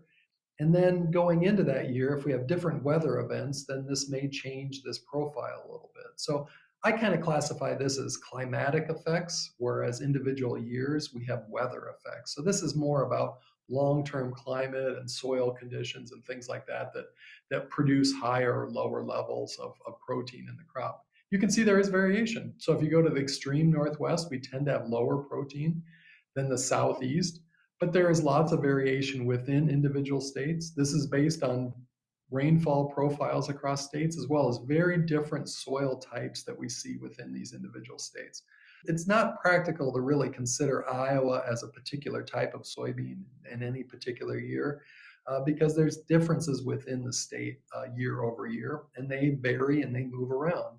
And in fact, this map has changed quite a bit over the past 15 years as we move into different genetics and honestly different kind of climatic situations out there. Oil is a bit the reverse. We have a little bit higher levels in some areas where we had lower protein levels. But overall, they tend to follow some of the same patterns, is that we have more oil, we have more protein further south than we do further north. So when we take a sum of those two measures, so the sum of protein, so this is just simply the mathematical sum of protein percent and oil percent, you can see we have a great increase as we go from south to north. If we look at 2001 results, and I have to move through this quickly, we sent kits out to almost 6,000 farmers, and we received more than 1,100 samples back by the end of October. If we look at the protein and oil concentration this year, we're very disappointed in this level this year. Our oil concentrations were quite good. So we were very much up on oil. We were 0.7 higher than last year, which was a good oil year. But we were 0.5 below last year in protein, which was a bad protein year. So overall, we're about 0.9 below on protein over our long-term average, our 10-year average. But we're 1.2 percentage points higher for oil. So very high oils this year relative to proteins. And now if we take a look at this year's response in terms of distribution of protein levels around the US, you can see kind of a familiar pattern that we see. This is very similar to what we noted earlier in the 10-year distribution of protein levels around the US. We tend to have, again, lower protein levels in the north and west regions, higher protein levels in the south and east. But again, there's quite a bit of variation within individual states that it's important for us, both in terms of sourcing soybeans directly, as well as for processors that may be able to source those soybeans for their processing within the US. So it's important to identify these local differences in distribution, and also notice that the larger patterns are generally the same that we see year over year. Oil, again, filling in some of those gaps.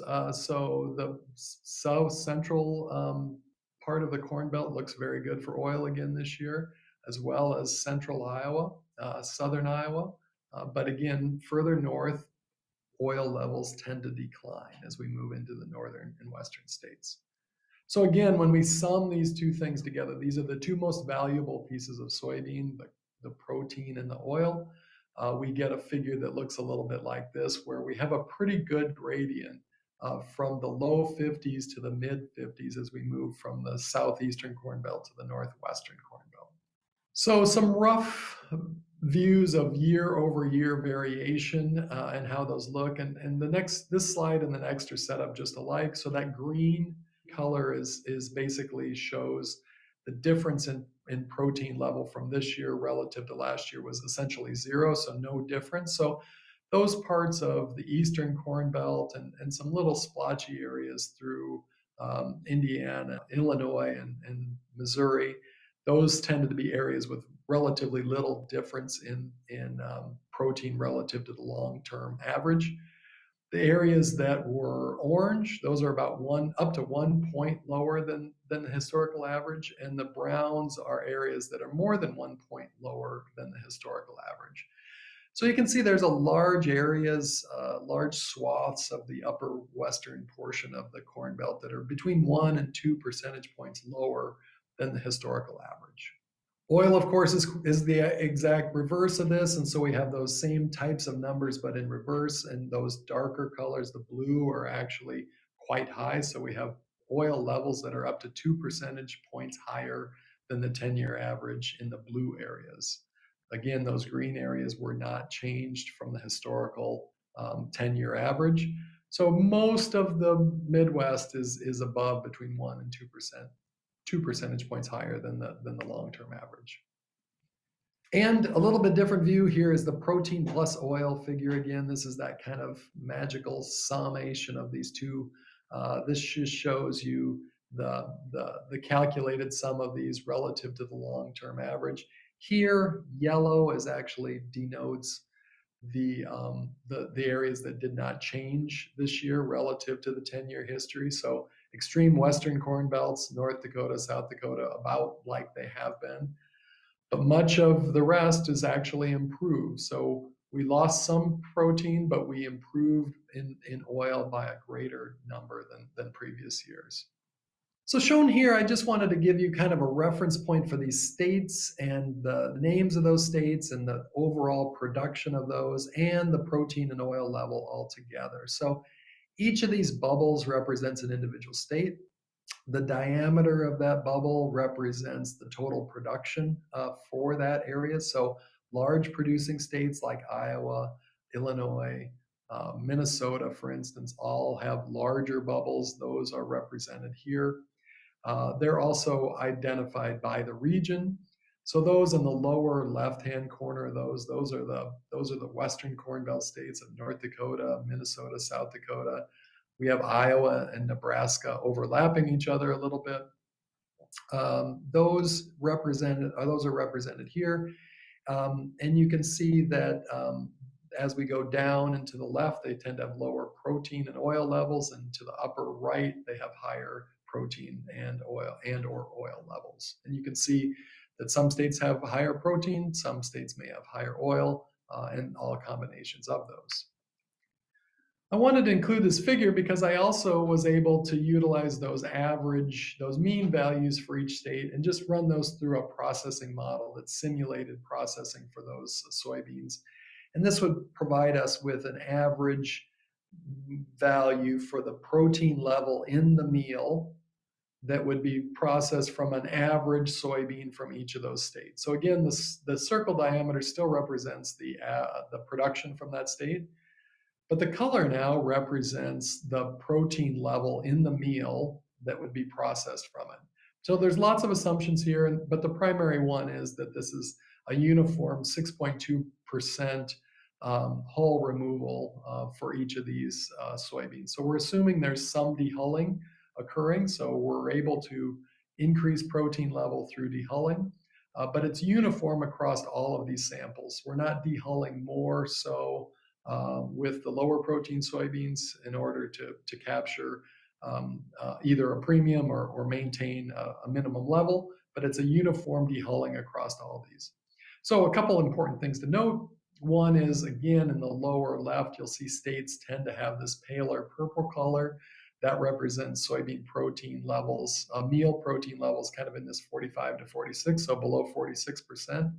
And as we move to the right or to the upper portion of this figure, those colors become brighter and become more green to yellow.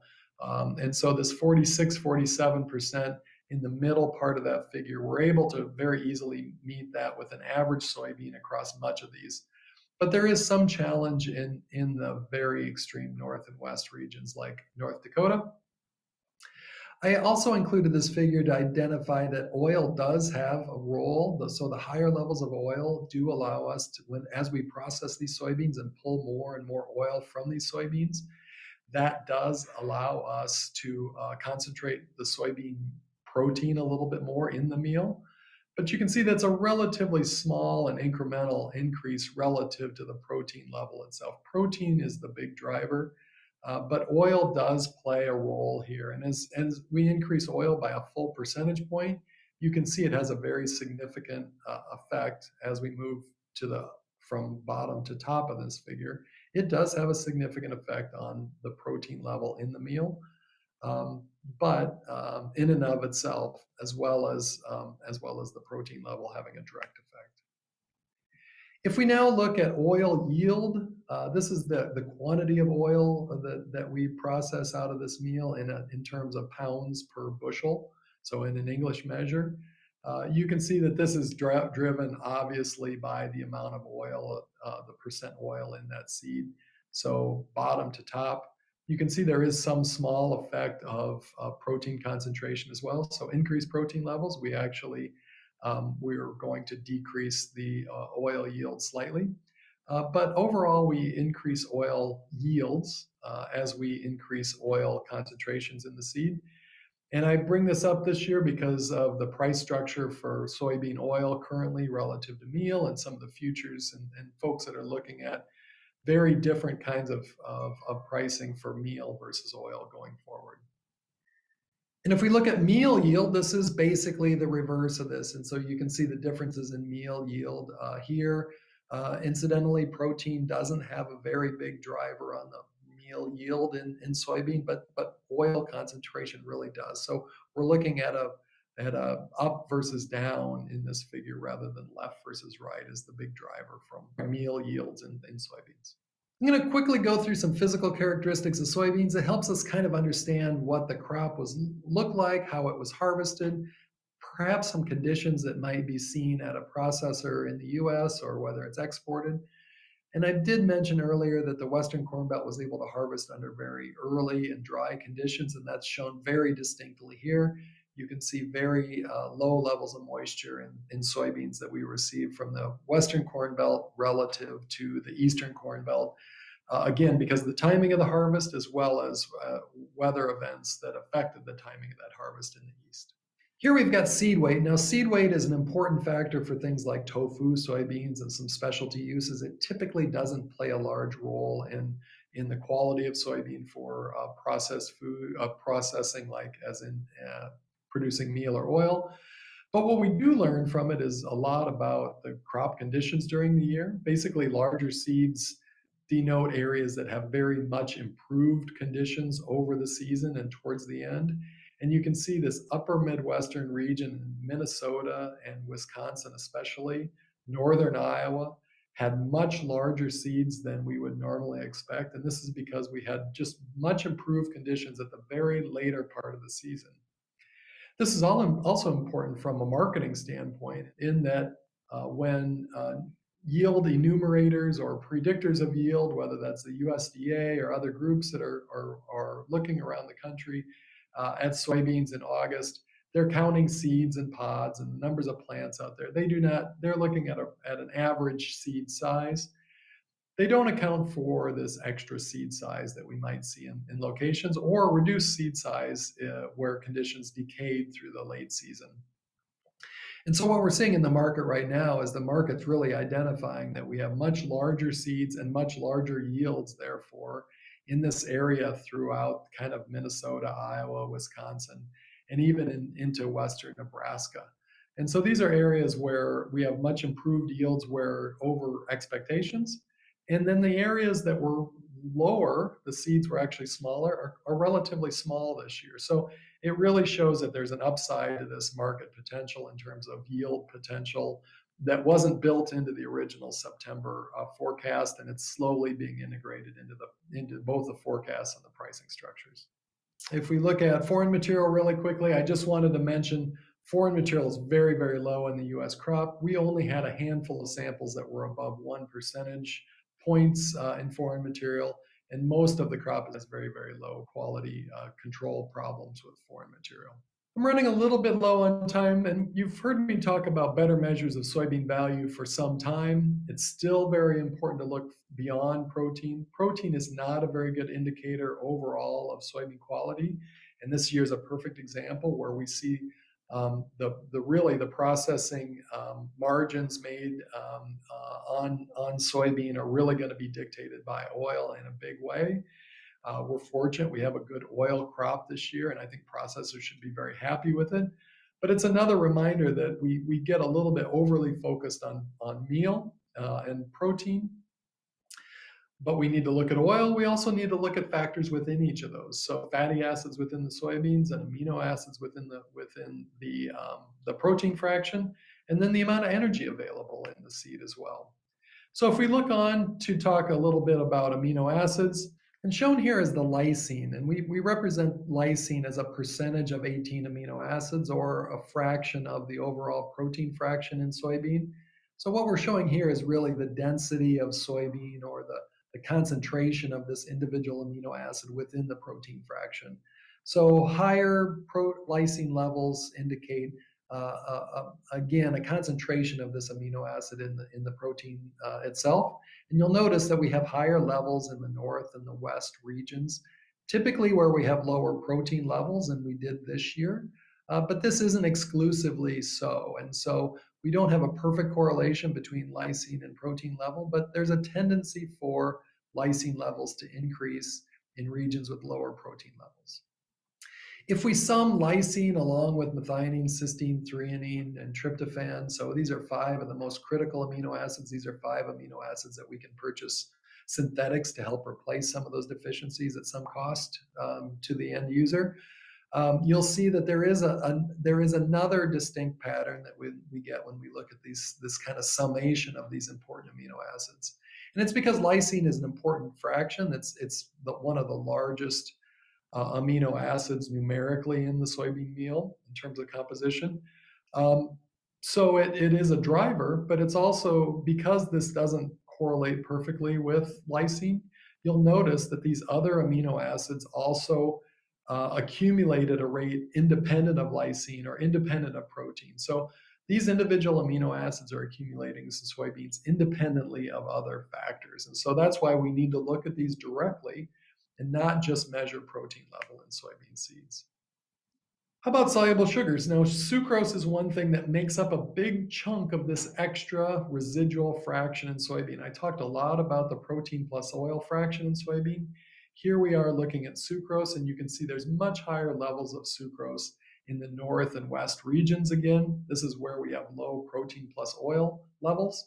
And it's a good indicator that there's something else of value in that seed, and then in that meal that results from that provides something. So here we have extra energy that is not accounted for in most rations. And so it's something that feeders and end users really need to carefully look at, is look at these energy levels in these feeds that are sourced from soybeans from various regions. I'd like to talk a little bit about the US food soybean crop really quickly. I'm quite low on time, but I just wanted to mention that we're also doing a very thorough survey of the food soybean crop each year. Food soybean quality is very well correlated to the overall quality of the commodity type soybean, so that's why I spend most of the time on it. So soybeans, there will be a relationship. We will tend to have lower protein food soybeans this year and slightly higher oil concentrations in our food soybeans than we would normally. And those patterns would probably follow the normal patterns because that's what the patterns of our commodity survey took us on. But in addition, beyond just the usual survey that we do and a report that I publish in November and update in December, we're also playing an important role in the specialty soy database that's being developed by Ussec right now. This is a really important piece of information. In fact, much more than a piece of information. It's a huge database of information on all U.S. food soybeans grown in the U.S. by individual variety, identified by where those are located, with tremendous amount of details on the various factors that provide quality to various end users. So if seed size is important, or protein is important, hilum color, oligosaccharides and sugars, amino acids, but we're also doing isoflavins and soy milk and tofu yields on those tofu soybeans. So really working hard to identify really important characteristics in the soybeans, and then be able to develop a really good database on this. And unfortunately, these things take more time. So we do not have the database ready to go at this time for end users. This is something that will be in progress over the next couple months. So for now, all I can do is give you some very high level results from our food survey this year.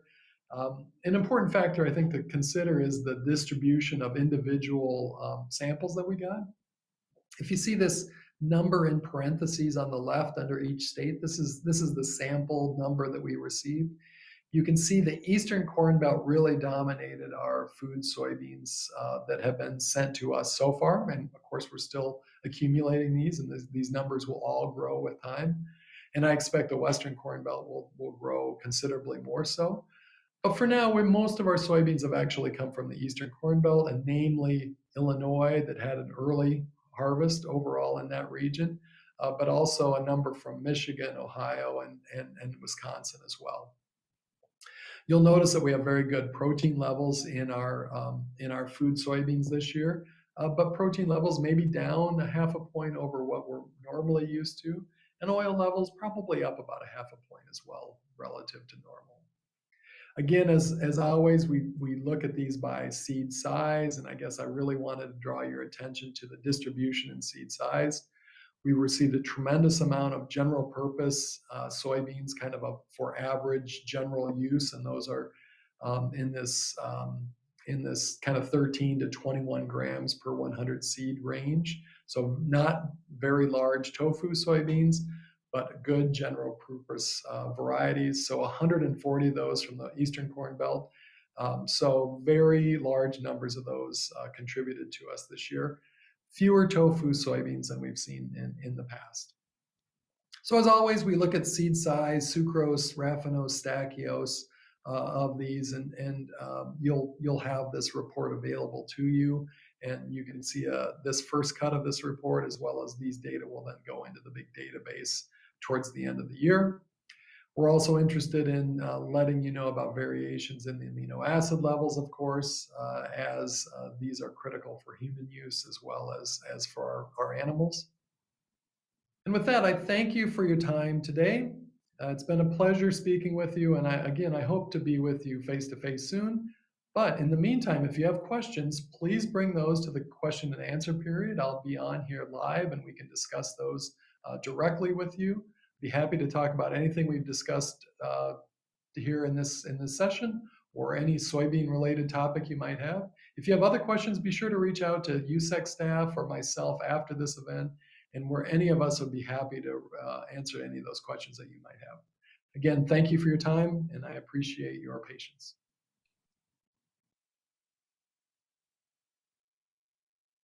それでは質疑応答とディスカッションの時間を取らせていただきます。セス博士にライブでこのウェビナーに入ってきていただいています。皆様からも Q&A ボタンからご質問をお寄せください。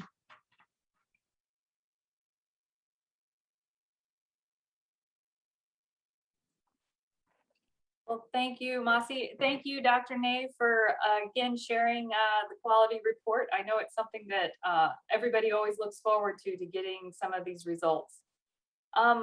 So you've touched upon this in your presentation a little bit, but wanted to get maybe a little more of an expansion on the answer. So this year, the Northwest states, the upper Midwest states were heavily affected by drought. How does the effect of drought, or how does drought affect oil and protein? And did you see any differences this year with the extremes versus previous years? It's a very good question, and frankly, the biggest issue here is the timing of these things are really important. So it's this year was very, very unique, and so I thought that this drought that we had that was kind of season long would give us kind of a similar kind of a situation that we see in many years, where we have an end of season drought. But I think what happened this year is we didn't have the first part of the year that we normally have that drives low protein. So the worst thing that happens for us in the Midwest anyway is when we have too much rainfall early on, and then it gets dry in the fall. And when this happens, we have these localized areas with low protein. This year was a little bit strange in that we just had lower yields overall, and it did not seem to play a big role in protein and oil. In general, the protein tended to be down a little bit this year, and oil tended to be up. And that was mostly, the oil being up was probably due to warm temperatures that we had towards the end of this in the seed filling period in August and early September. That was pretty uniform across the upper Midwest. So I think in this particular year, although I ended up talking a lot about the drought, that really affected yield. And the factor that really drove the quality was really warm temperatures that created more oil.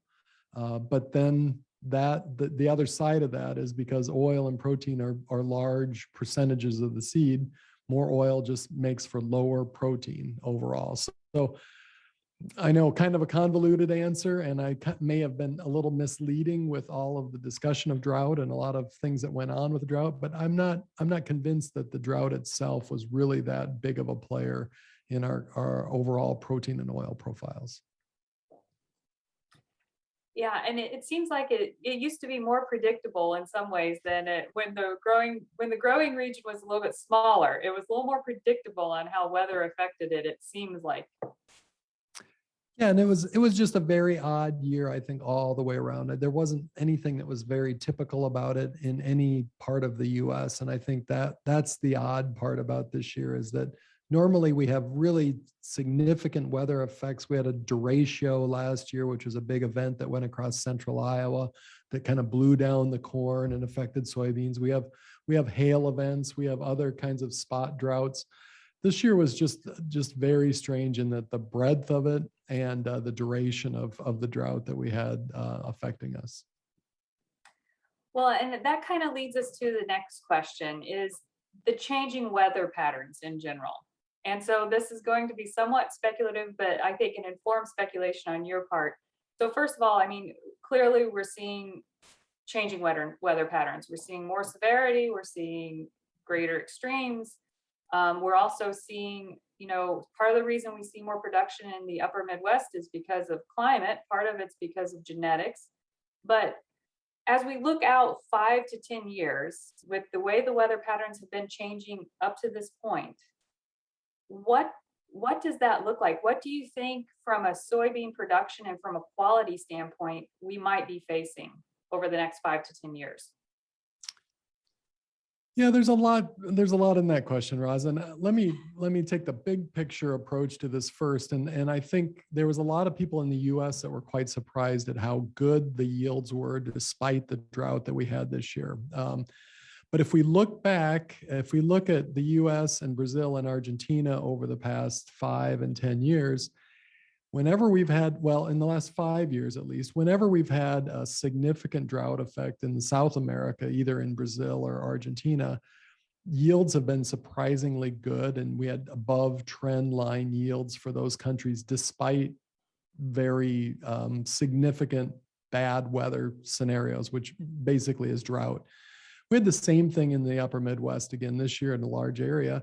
And again, we ended up with very good yields. And I think that piece speaks to the quality of the yield enhancement and the genetics of the crop, the resiliency that our crop now has is really due to the breeding efforts and the efforts of those companies to be able to provide varieties that have very good yields, even in very tough conditions. So it kind of puts a lower level.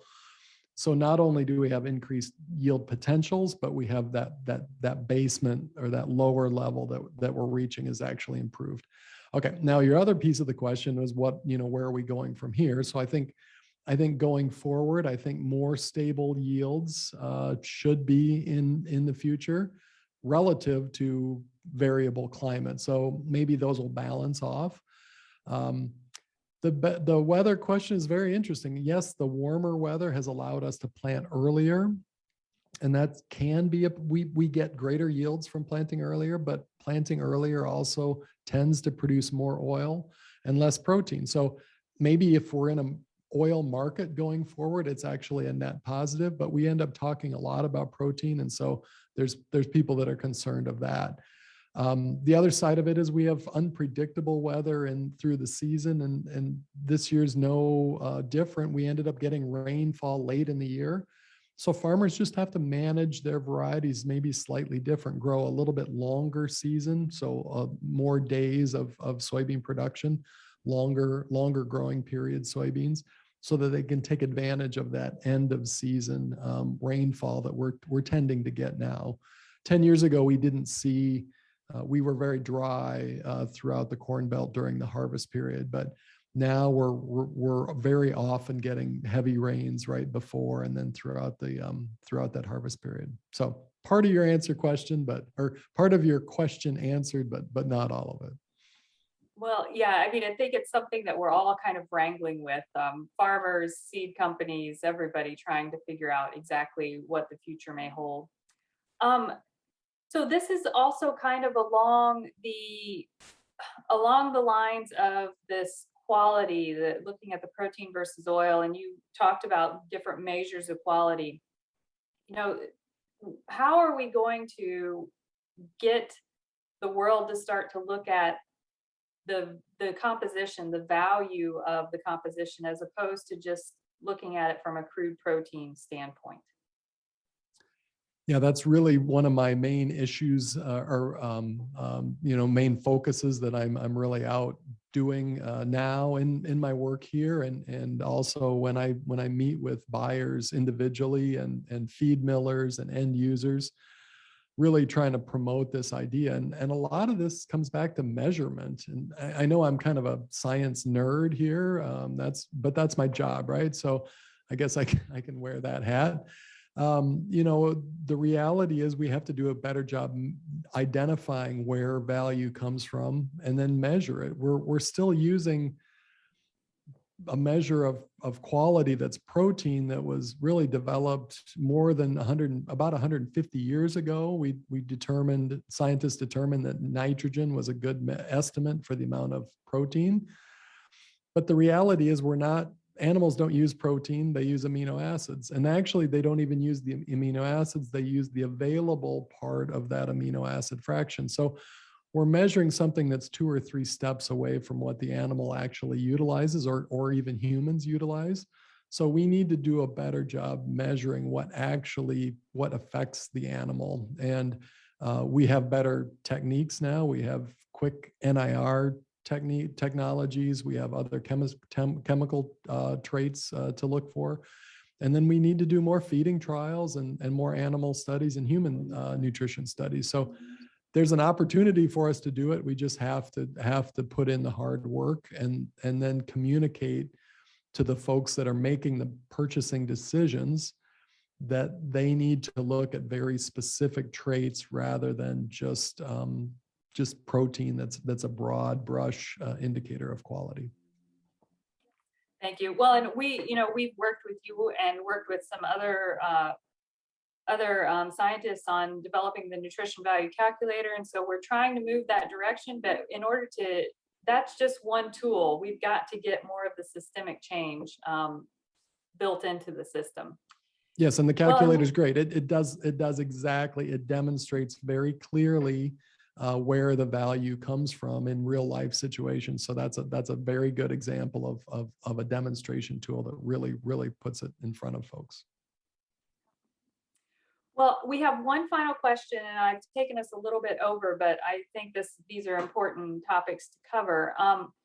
So this question, and I think it will be a relatively easy and quick one, is when will we be able to see the specialty soy database for each of the varieties? That is a very good question. That's a good question for me too. I think we'll have some early estimates coming out before the end of the calendar year. But then everything comes in, I'm sorry, it's in a stepwise process. We're going to have more measures right away early in the new year. We'll have, I'm sure that the website will be updated with some information, but tofu yields and some of the other things, isoflavins, require more time and effort to get all those through the laboratory. And unfortunately, it'll just be a little bit longer to get those. So I think folks should really look at that website and use it as even previous year's data will give an indication of variation, and then talk to the importers into their country, the exporters from the US, and get their insights on how this year might be different than last year, and make an informed decision along with that individual supplier. I think that connection with them and trust them, but then utilize that tool as another method to double check or look ahead what may be available for next year. I think folks have to use all of the tools available, and I think this is just one of them. Great. Well, thank you very much, and thank you as always for the conversation and the insights. We'll hopefully see you in Tokyo next year, but thank you again. That would be great. Bye-bye.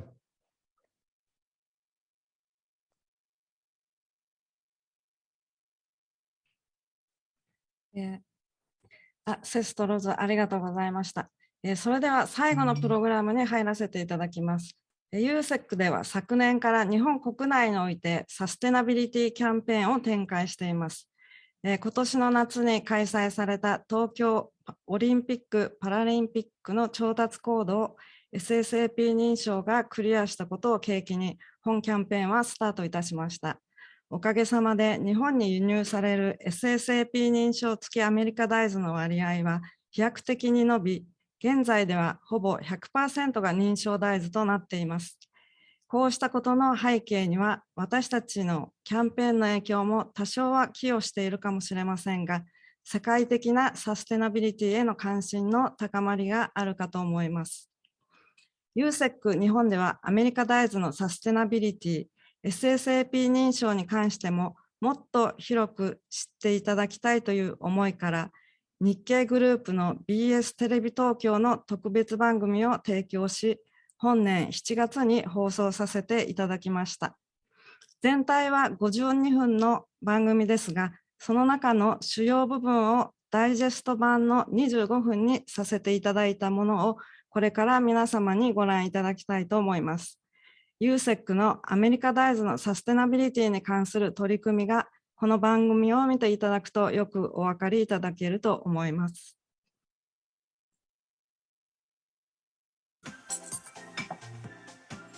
おいしい地球発見。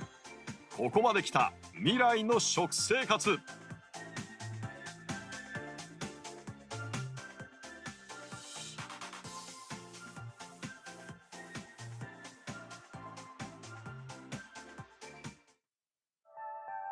世界の人口は今およそ78億人。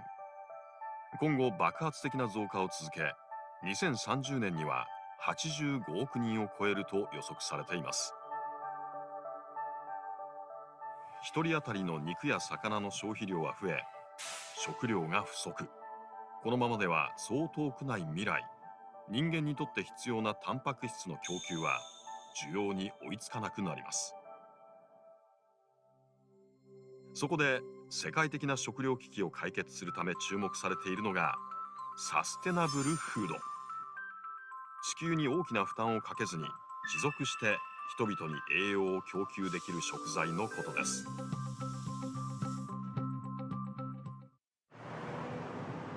ロングセラー商品も持続可能な形に進化しています。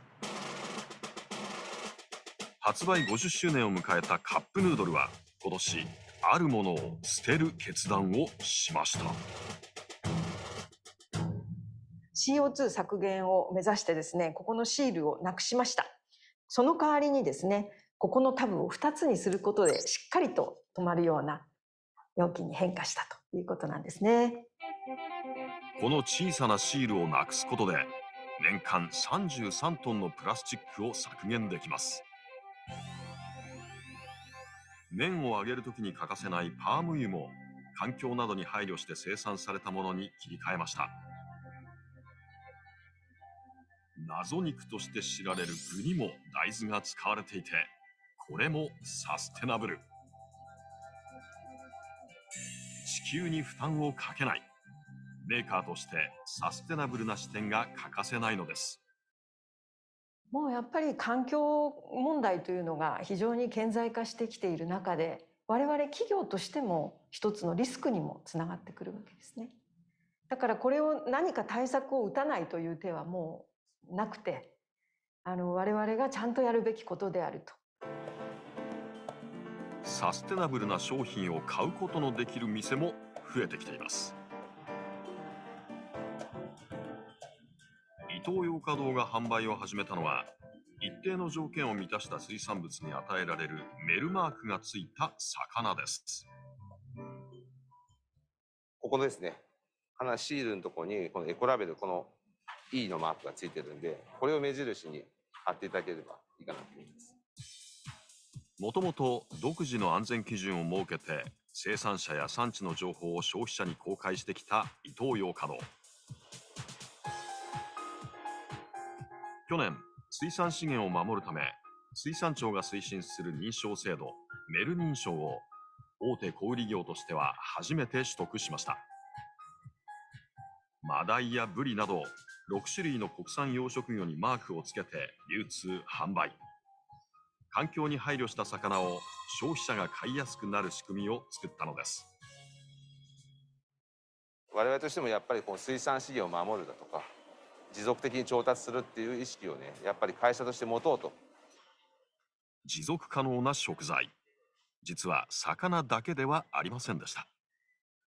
案内されついていくと、こちらのお店ではですね、ひき肉のお肉の横にですね、大豆のお肉を陳列しております。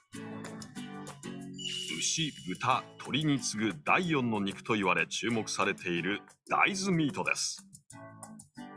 それをあえてお肉と並べて売るにはある狙いが。ミンチを見ていたお客さん、隣にある大豆ミートに気づきました。普通のミンチとじっくり見比べ、大豆ミートをカゴの中へ。ハンバーグ。肉と混ぜて一緒にヘルシーかなと思います。実際の、お肉、合いびき肉ですとか豚のひき肉とかと混ぜて使っていただく、少しずつ、変えてくださると、今までと変わらないような形でお召し上がりいただけるのではないかなと思っております。人気の秘密は値段にも。大豆ミートは 100g あたり税込み100円以下。お財布にも優しいんです。豊富な植物性タンパク質を含み、環境負荷が少ない大豆でできた大豆ミート。かつてはマイナーな存在でしたが、ここ数年で次々と新商品が登場。美味しさもアップしているといいます。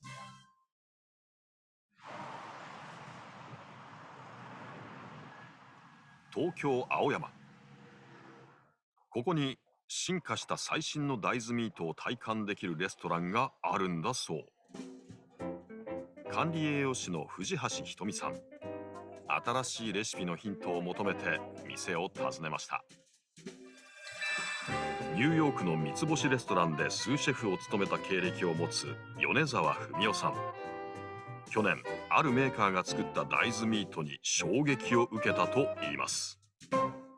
サンプル送ってきていただいて食べたらもうめちゃくちゃ美味しかったんです。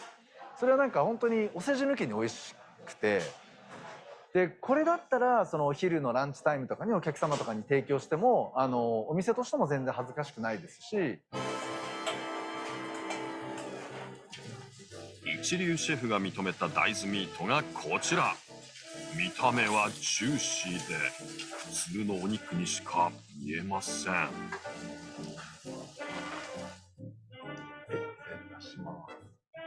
ちらがゼロミートのブッダボールですね。いろんなお野菜と一緒にお召し上がりいただくお皿になってます。あ、すごい。肉汁のようなものが出ますね。あ、本当ですね。これは味も期待できそう。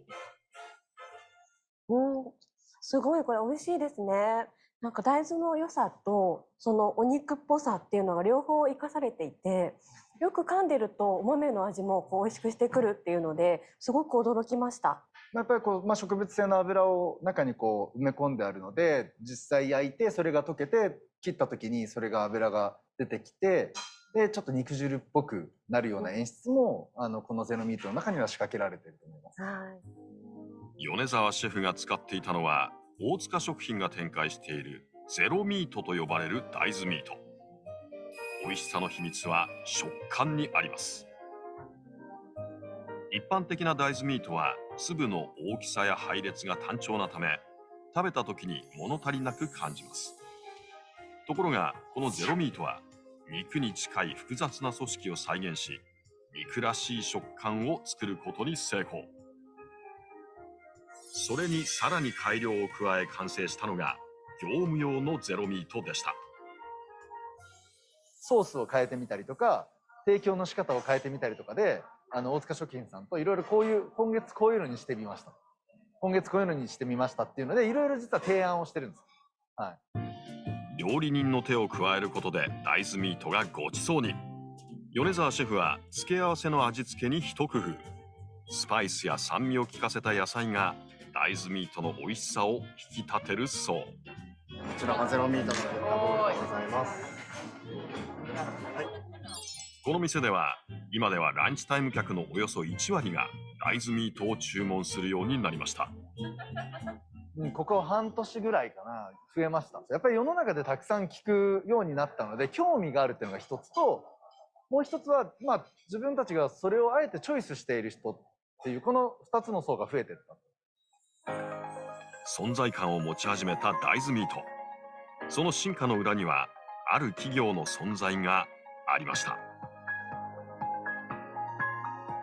この後、アメリカの農家を取材。最先端農法で作る特別な大豆とは。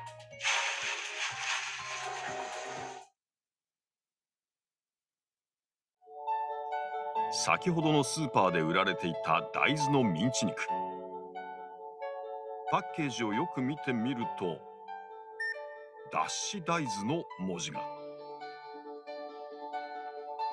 脱脂大豆とは、大豆から油を絞った後に残るもの。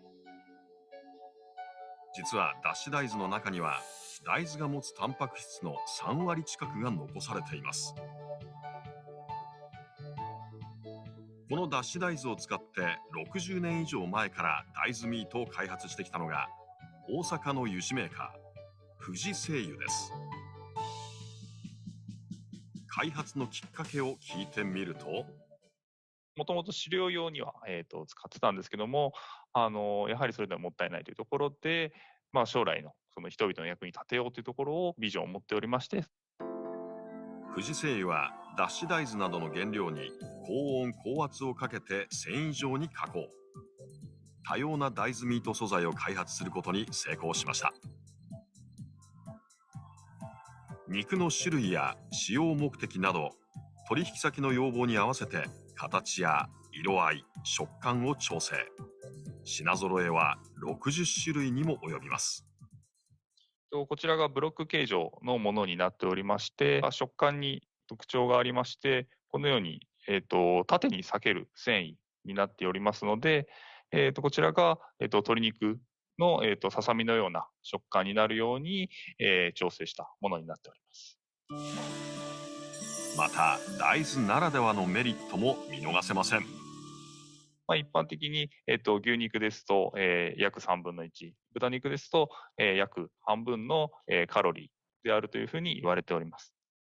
で、さらに大豆ミートに使っているその大豆タンパクも、人間の生体活動に必要な必須アミノ酸をバランスよく含んでおりまして、健康面においてかなりメリットかなと思っています。大豆の可能性を信じ、長年研究を続けてきた富士製油。ようやく今、時代が追いついてきました。お肉、魚、卵等に代わる、大量の、タンパク源として大豆ミートというものを、よりお客様に知っていただけるように、努力していきたいと思っております。藤橋さんによるサステナブルレシピ。一品目は大豆ミートでパスタを作ります。それではまずはオリーブオイル大さじ2、にんにく2かけをすりおろしたものを加えていきます。どちらもちょっと多めですね。大豆ミートを合いびき肉の代わりに使う際にはコクが少し出づらい特徴がありますので、オイルとにんにくを多めに加えていきます。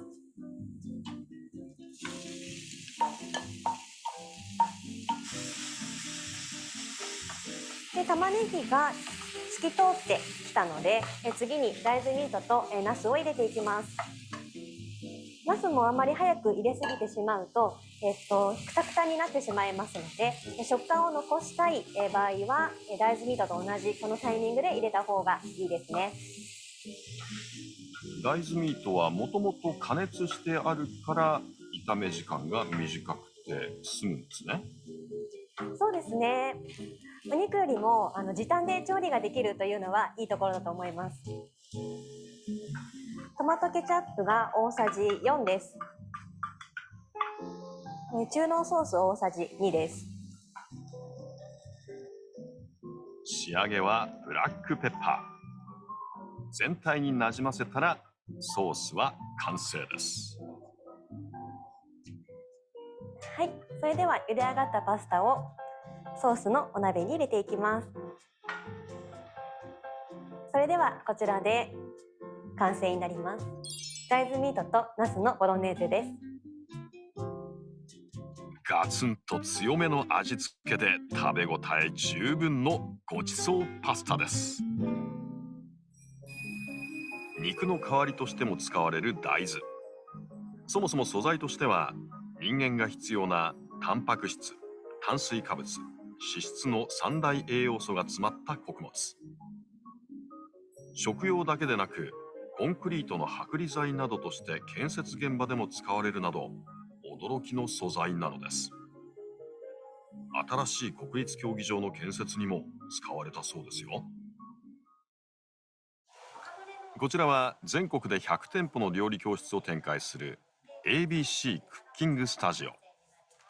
この日のテーマはサステナブルなアメリカ大豆で美肌を目指そうというもの。植物性のタンパク質というところで脂質も少なくてカロリーが低いところが特徴となっていきます。大豆からできた油揚げや豆腐を使っての大豆尽くしのメニュー。今までにはない試みだと言います。やはり大豆を使ったメニューの開発のお声がすごく多かったりとか、男性の方からは体を作るためのお料理だったりとか、あとは体調管理っていうところのお料理のリクエストもすごくいただいていて、出来上がったのは油揚げと水煮大豆を使ったメキシコ風オーブン焼き、豆腐とアボカドを使ったサラダ、豆乳を使ったトーファ。夏に合ったラインナップです。参加者も大豆にこだわりが。なんか動物性タンパク質だけだとやっぱり体の調子でちょっと重たく感じちゃったりもするので、植物性タンパク質でうまく食卓に取り入れられたらなとは。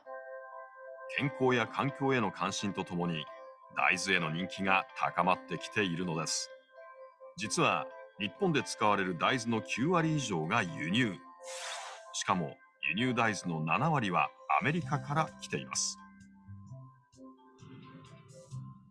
アメリカ産大豆はどんなものなのか、倉庫を特別に見せてもらいました。こちらの袋がですね、アメリカから輸入した大豆になります。うず高く積まれたこれがアメリカからやってきた大豆。1袋 30kg。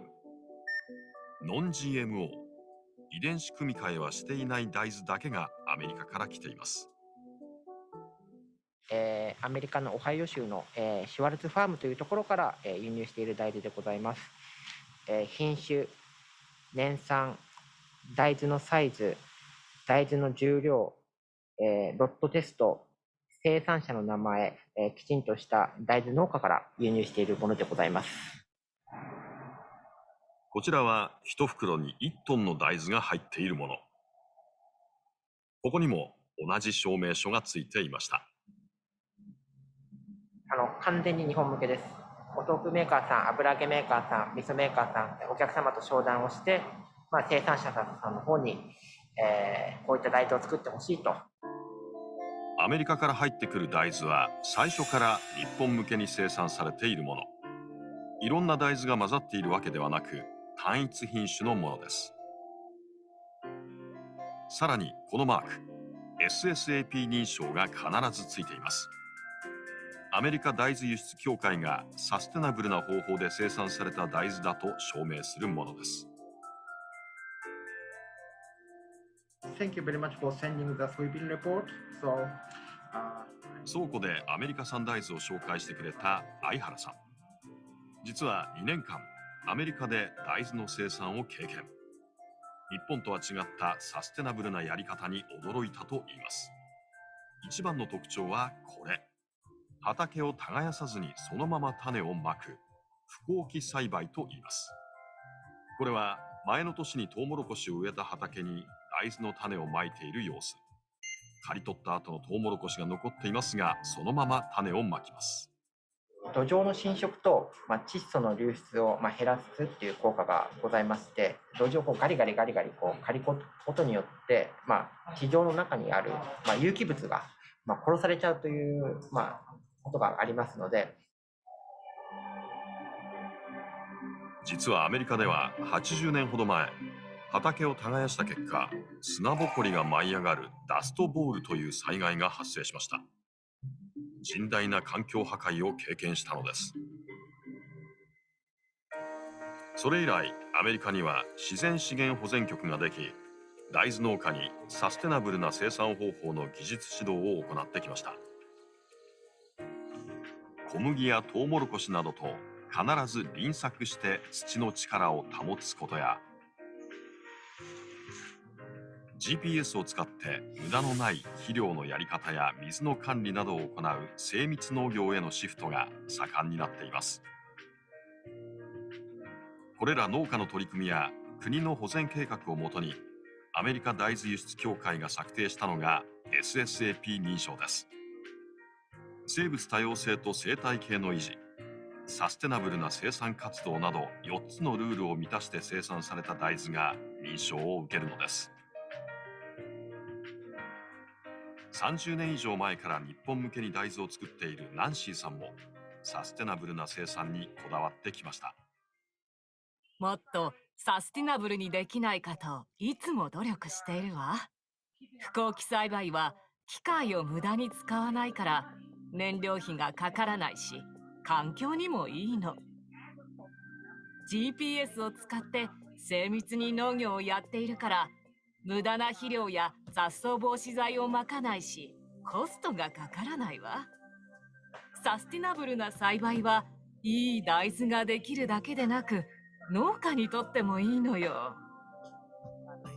さらにアメリカでは大学と農家が一緒になって品種改良にも取り組んでいます。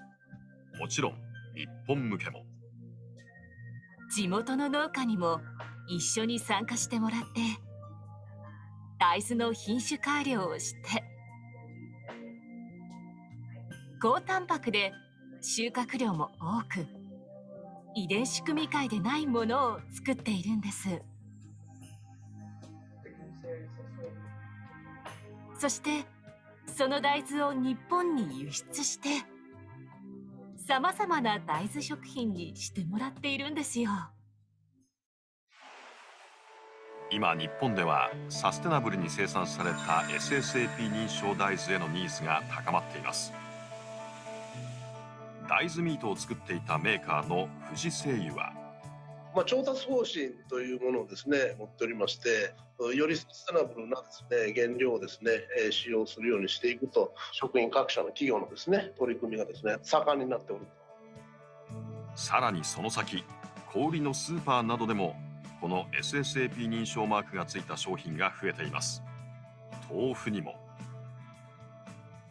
納豆にも多くの大豆商品に使われ始めています。続いては、見た目も味もまるでピザ。日本企業が仕掛ける驚きの食材。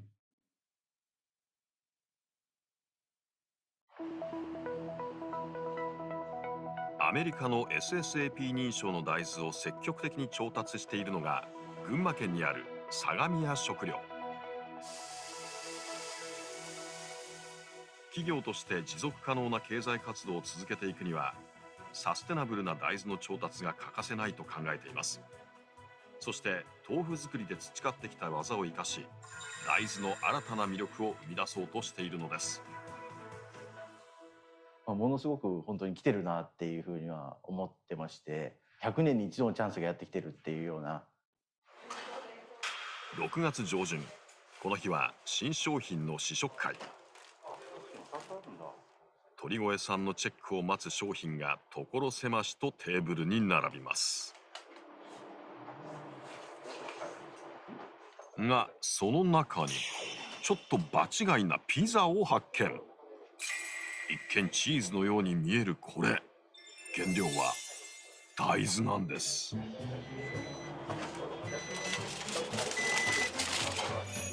豆腐を発酵させ、コクと風味をつけたものだそうです。しかも熱を加えるとご覧の通り、とろけて美味しそうな焦げ目まで。こんな大豆見たことありません。油揚げをちょっとパリッとさせた生地の上にお豆腐を味付けをしてそぼろみたいな雰囲気にちょっとしてると言える今度の秋の新商品です。ピザ生地は油揚げ、トッピングのお肉は味付けした豆腐。つまり全て大豆でできているというわけ。これは驚きです。私たちはお豆腐のメーカーですので、お豆腐の世界を広げたいっていうようなものですので、ですのでチーズの代わりを作ってどうとかっていうような形じゃなくてですね、お豆腐ってこんなに可能性があるんだよっていうのをこう見せていきたいっていうふうに思っています。牛などの乳製品を使わなくても濃厚でリッチな旨味は表現できる。そのことを証明する新しい大豆製品。豆腐という形で古くから大豆と付き合ってきた日本企業。その経験と技術力で大豆のさらなる可能性を引き出してくれそうです。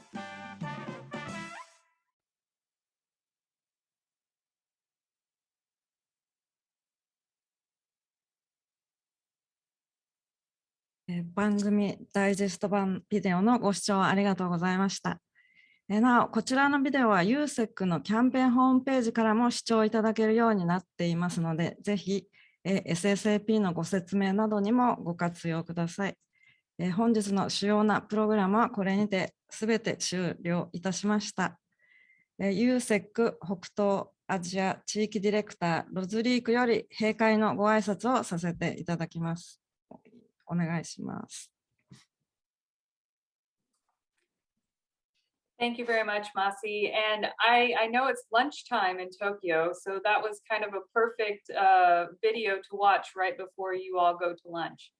Well, thank you all again for joining us, and a special thank you to Fuji Oil, Nishin Food, Sagamiya, and Satama Roykak for their participation in the development of that video. I think it's always good to see your partners talking about how the products are used. we are very committed to sustainability and supplying the products that the Japanese food and feed industry wants and needs. And so we continue to be committed to do so. And we want to partner with you in order to make sure that what we are delivering is indeed what you need. So as you continue to develop your sustainability sourcing, we're here to try and help. So please do reach out to us. And we want to continue to promote sustainability and promote soybeans in the Japanese market. And we'll do so as long as we are there. So again, thank you to all the speakers. Thank you to all the participants. Thank you for all of the great questions. I very much enjoyed our time together and truly look forward to seeing you in 2022. So with that, thank you again to everybody for joining us. Have a very good day and we will see you soon.